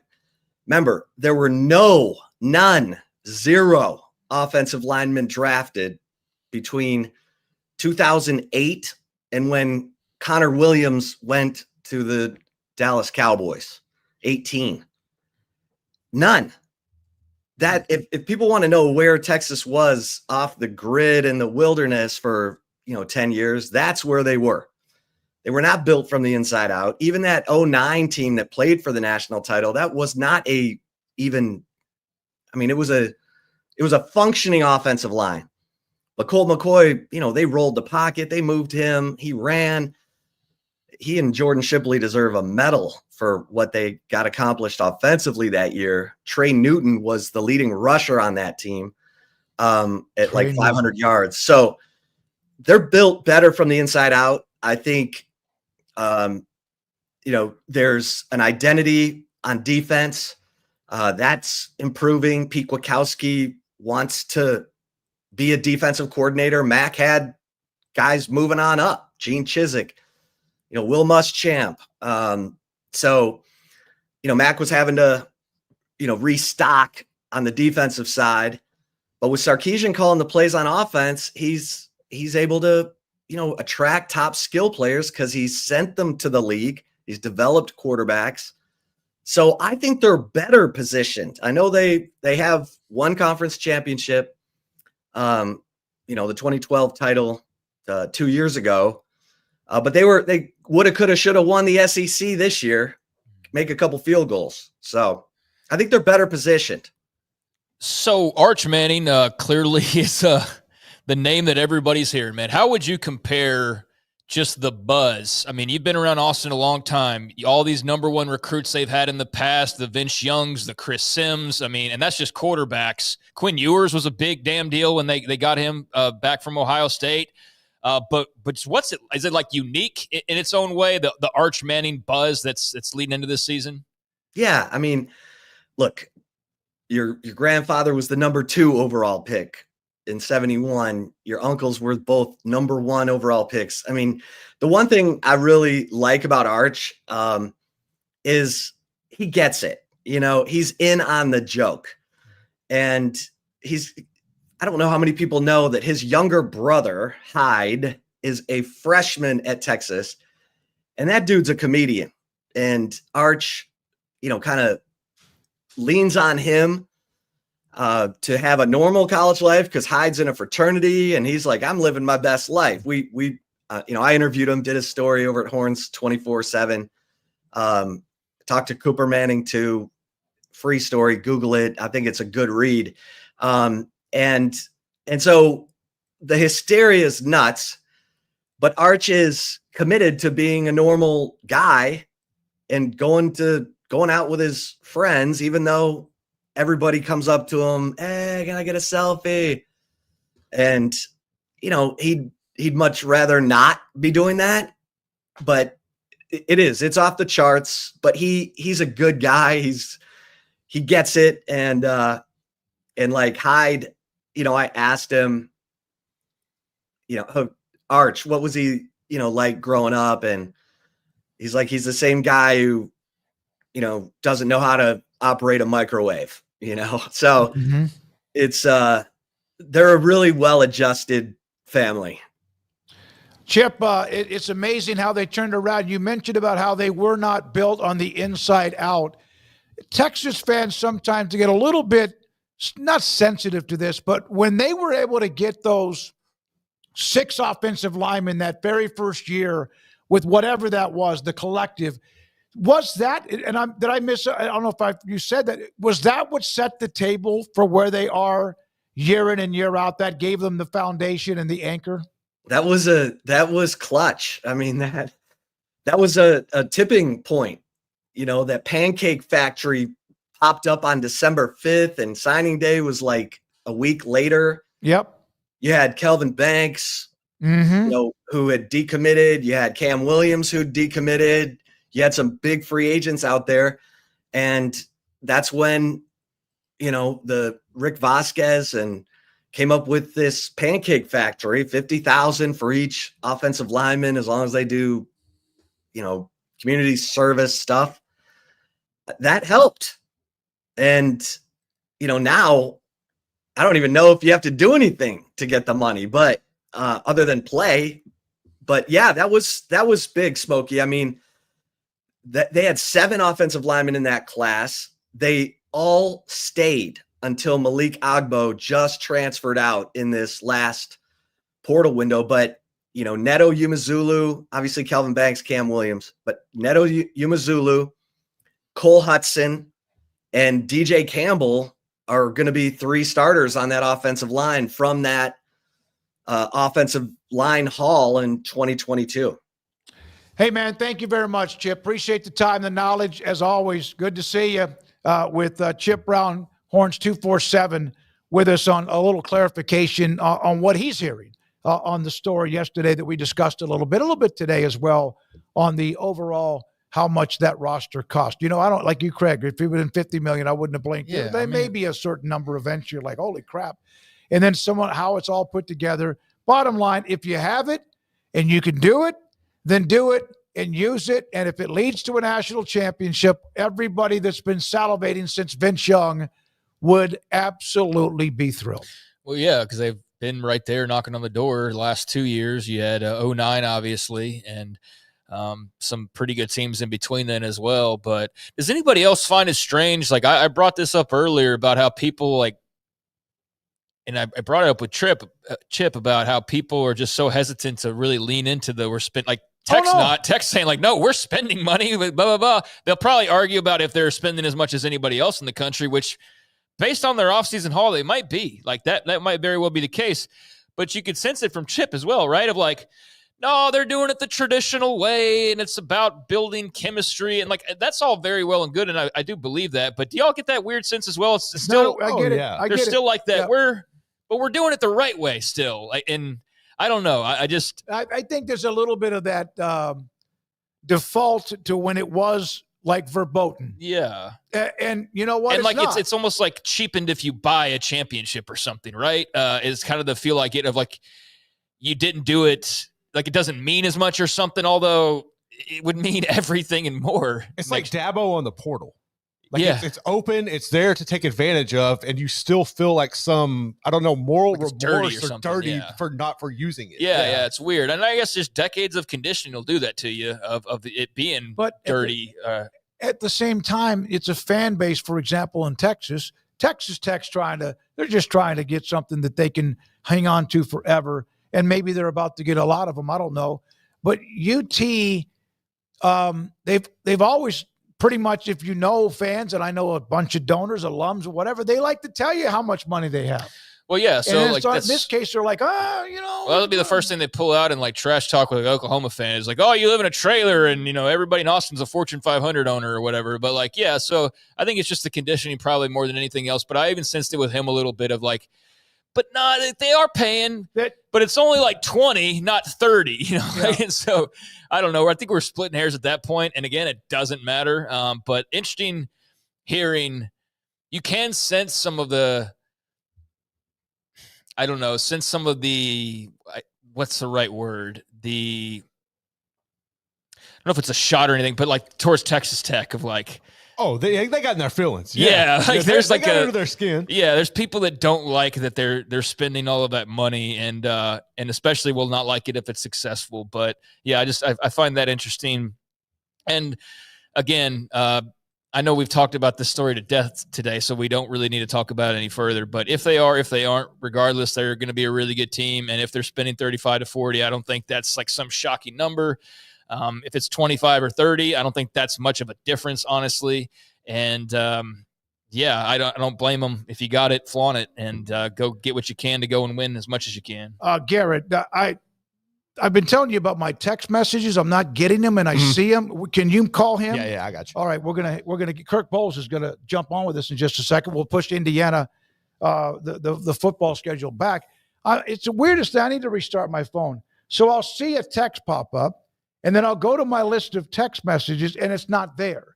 And then later it is. So a chance for us to kind of get his perspective on this as well. He just said, are we doing this? And then I looked and I never got the text about, yeah, he's available. So we're not done talking about it. We're going to talk about it some more. We're gonna, well, I think it's going to be after today. Yeah, no, after today, please. After today, we'll stop talking about it like we do the house settlement and also much more. So I apologize to Kirk. He's been busy. Obviously, as you can imagine. So it kind of gives us a different perspective on it. Also with Kirk Bowles of the Houston Chronicle, Hall of Fame writer joins us, Craig Smoak and Paul Catalina. Paul's out till Wednesday. Craig Smoak, I'm David Smoak, 365 Sports. Kirk, my phone is the weirdest thing. I did not get your text, but thank you for texting again. Sorry for the delay and for also appreciate your patience. So what's the last 36 or so hours been like for you since you had that story in the Chronicle? Well, it's been interesting. I'll put it that way. I didn't expect it to ignite a furor like it has. And I really don't understand why some Longhorn fans think it's such a negative story. Like, how dare you say my school is so rich, it's paying more than anybody in the country, you know? So I don't really get that when they are just following protocol and the rules of the land, such as they are. And I'd be the first to admit, in this climate that we're dealing with, Smoke, it's such a fluid number. You know, my source even said it can change from one day to the next because you don't know who might land in your lap that you might have to pay for. Kirk, I think the school who's trotting out the orange Lamborghinis for these recruiting events and doing all these things, getting worried about people talking about their money is very strange. We brought this up a couple times now. I think it's just the conditioning people have had for decades, right, of this being so taboo. And now, even though it's clearly 100% legal and there really shouldn't be a big to-do about it, you are. I think people just still feel like maybe it's kind of dirty for some reason. Yeah, I think you're right. I think that is the perception, and it kind of goes back to when Nick Saban went off on Jimbo Fisher and all but accused him of trying to buy his team. Well, everybody's trying to buy a team now. If you're not buying a team, you're probably going 2-10 each year because that's the price of doing business now. But I don't know. It is kind of exasperating because, you know, a lot of people made a lot of Ohio State spending over $20 million, and they end up winning a national championship. And that number was documented by Ross Bork, the new AD, used to be at A&M. Mm-hmm. So he was the one that kind of put that $20 million out there, and I don't think he was embarrassed to put it out there. So, you know, and maybe UT doesn't want it because they don't want the spotlight. And even though there aren't any rules anymore, guys, as we all know, is that, you know, the perception, like we just talked about earlier, is such that it just doesn't feel like it ought to be because it's not the game we grew up watching and covering. Is there sometimes for a school that is like just rolling across athletics, they have all the money that they're going to be able to do as much as they can possibly do, and then on top of that, they're in a great run? Is there something that it's kind of what Craig said or you said, but they kind of like to say they have everything, but I'm not so sure we want to think that we're the ones that we have everything we can buy it. The same kind of thing, because it seemed like UT fans love to talk about how powerful they are, or the university, right. Excuse me, but then they get a little bit sensitive when you do. It's kind of a double-edged sword, Smokey. It really is. And Craig, is you look at last year, the fiscal year, 2024, you know how much money, how much revenue Texas athletics brought in? It was $332 million, number one in the nation. And I didn't hear one person say or one tweet that said, "Oh my God, this is awful. This is just awful that we're making $332 million." You know, and the year before, guys, their revenue was $239.2 million. So it went up over $100 million in 1 year. And they weren't even getting a full share from the SEC yet, like they will this year. So these numbers are just staggering, and they kind of blow our mind just because, you know, we're trying to get our brains around all this, and it's a little bit unsavory. But is it more unsavory than, you know, JT Finley, the quarterback, you know, looking at his sixth school, or Cam Rising maybe coming back after being at Texas in 2018? Or Nico Amaliava, I butchered the name, I'm sorry, at Tennessee, signing a deal with Tennessee while he's in high school. I mean, this is the landscape now, and there aren't any Cinderellas, there aren't any Piers of Driven Snow people out there, and everybody's trying to get a grasp on this. But yeah, Texas never apologized for being the biggest brand in college athletics, which it well might be. But they're really not doing anything different than the Ohio States and Georgias, to be honest. No, they're not. No, they're not. Right. And I'm sure that when the Ohio State number came out last year, there's probably, oh, look at that. You know, it's so. No, it was a constant talking point the entire season with them. Yeah. So you've seen them, UT, have unbelievable run when DeLoss Dodge was there and others, but then they went through what was it, Kirk? Maybe a decade of like wandering through wilderness or whatever, this cactus in the sand. Where are they now, in your opinion? They're going to win another Directors Cup, whatever that's called. Where are they right now with what Del Conte and company have built? Do you remember DeLoss Dodge's famous quote? He told me, "We don't worry about keeping up with the Joneses. Mm-hmm. We are the Joneses." Mm-hmm. They are the Joneses. So they don't apologize for anything. And really, people kind of perceive that as the golden era when Mac Brown was here and Rick Barnes was here and Augie Garrido was here. And they were either winning or competing for national championships in their sports. Well, they're kind of making a mockery of that golden era because they're racing past that standard. Did you guys know that, 9 Longhorn sports have been ranked number 1 in the country this school year? 9. How many Division I programs have never had a team ranked number 1? And this has happened in the same school year. And they've already won, I think it's 7 SEC, either regular season or postseason championships. And I think Florida has a record with 11, Arkansas with 10. And baseball's sitting here number 1, running away with the SEC baseball. Softball's away distant number 3. Can't beat Oklahoma. But, men's golf, men's tennis, just run down the list of all these other ones that are national contenders. And that's what Chris Del Conte expects. And that's why he hires only elite coaches.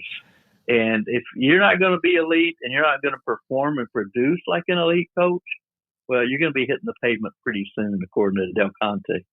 All right. Well, I have a question to wrap it up with you, Kirk. And again, thanks for the patience of us getting back with you. You bet. They in the summer of 21, when Brent Zerneman had the story that Texas and OU were bolting, and I mean, like it was like WTF what, like that. And at the time, you're like, OU's going to be okay.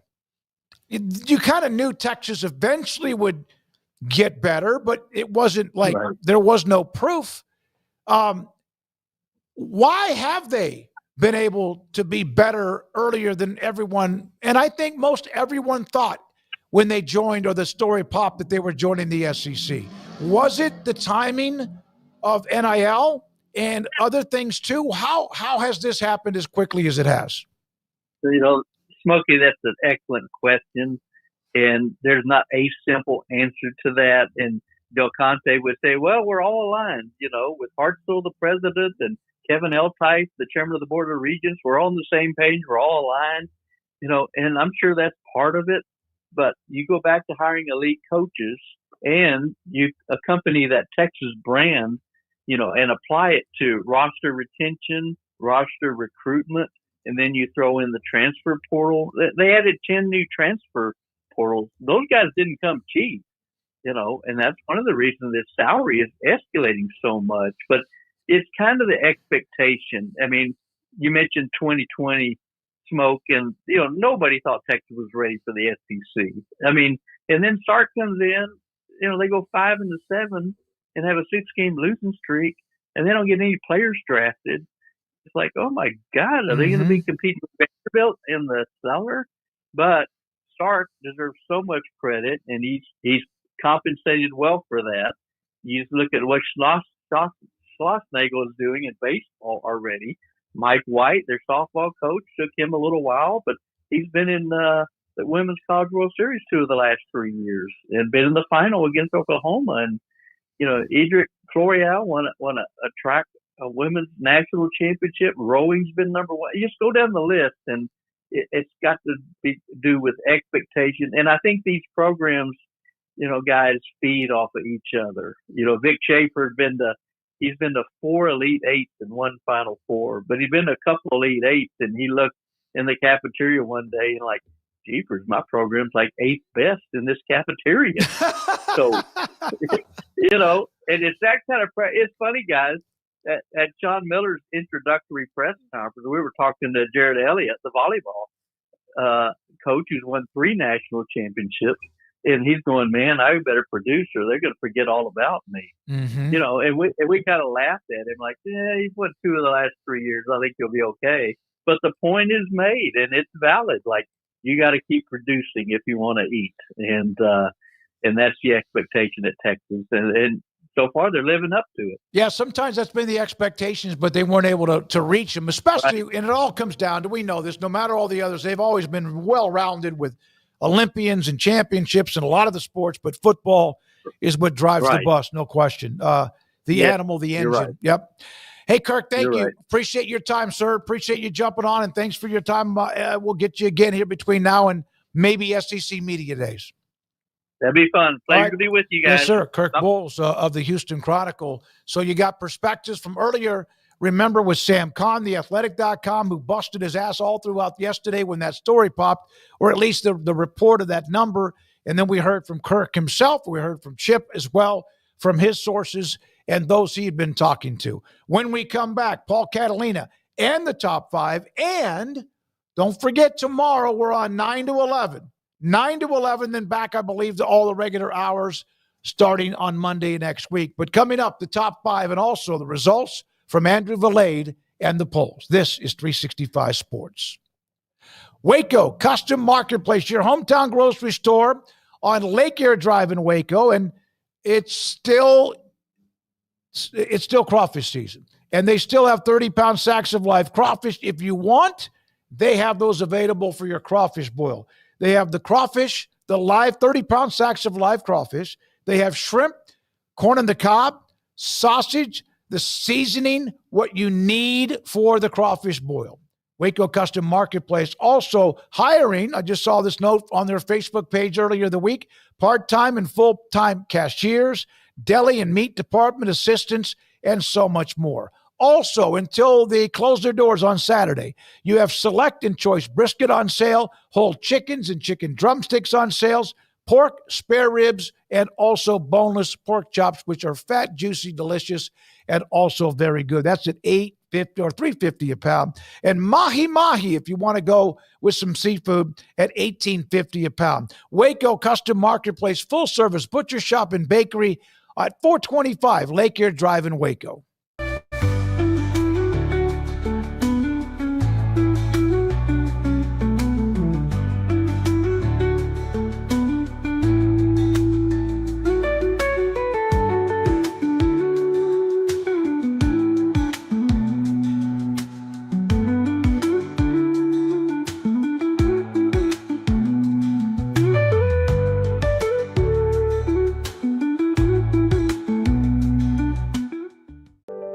Overwhelmed by your inbox? Clean Email is here to help.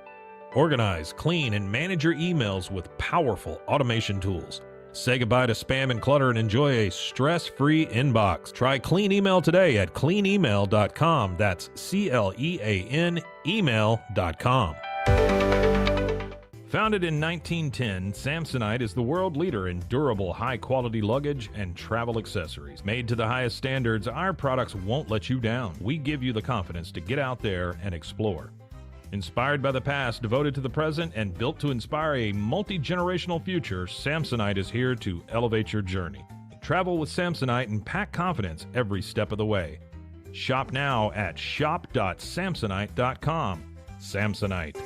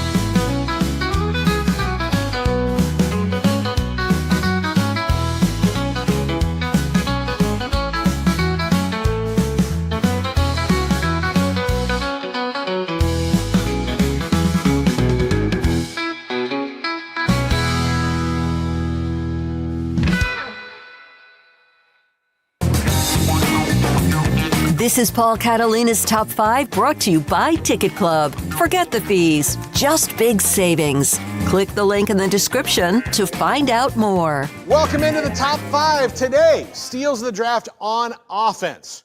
These are guys who picked out throughout the lower rounds.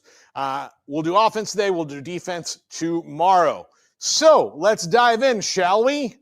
Number 5, the Bears. Luther Burden in the second round. This guy's a first-round talent. Just because of the way things shook out, he wound up in the second round. But this is a first-round player. If you watch the last 2 years at Mizzou, he is somebody who can do a ton of things. And when you look at what the Bears did, Colston Loveland in the first round to pair with Cole Kmet at tight end. They already have DJ Moore and Rome Odunze at wide receiver. They add a guy who's got a completely different skill set than those guys, and Luther Burden, who can do a ton of things. Caleb Williams with a new offensive line, new weapons all around, should have no excuses about stepping forward in year 2. Ben Johnson hit it out of the park with this pick right here. Number 4, the Broncos, wide receiver Pat Bryant in the third.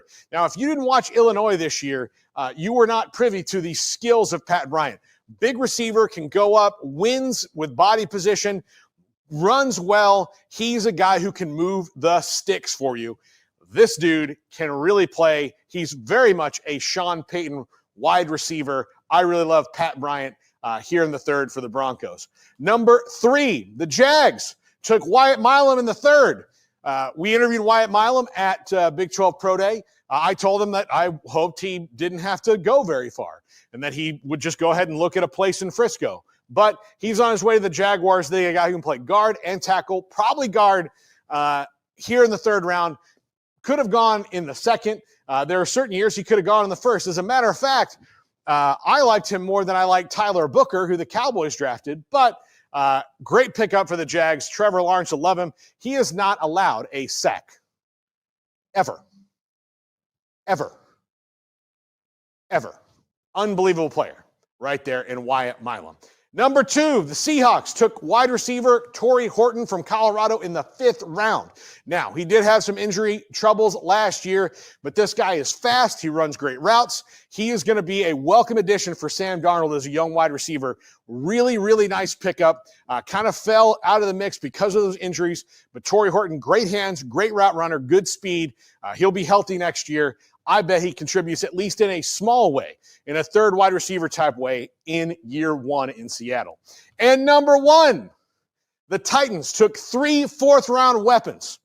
They had 3 fourth-round picks. They used them very well. The first one, Shamir Dike, wide receiver from Florida, big body, good speed, can go up and get the ball. Really, really excellent player. The second pick was a tight end, Gunnar Helm from Texas, who we saw really show out for Quinn Ewers in that offense this year. He was a go-to guy in the red zone, something the Titans have not had at tight end in a very long time, maybe even since Frank freaking Wycheck.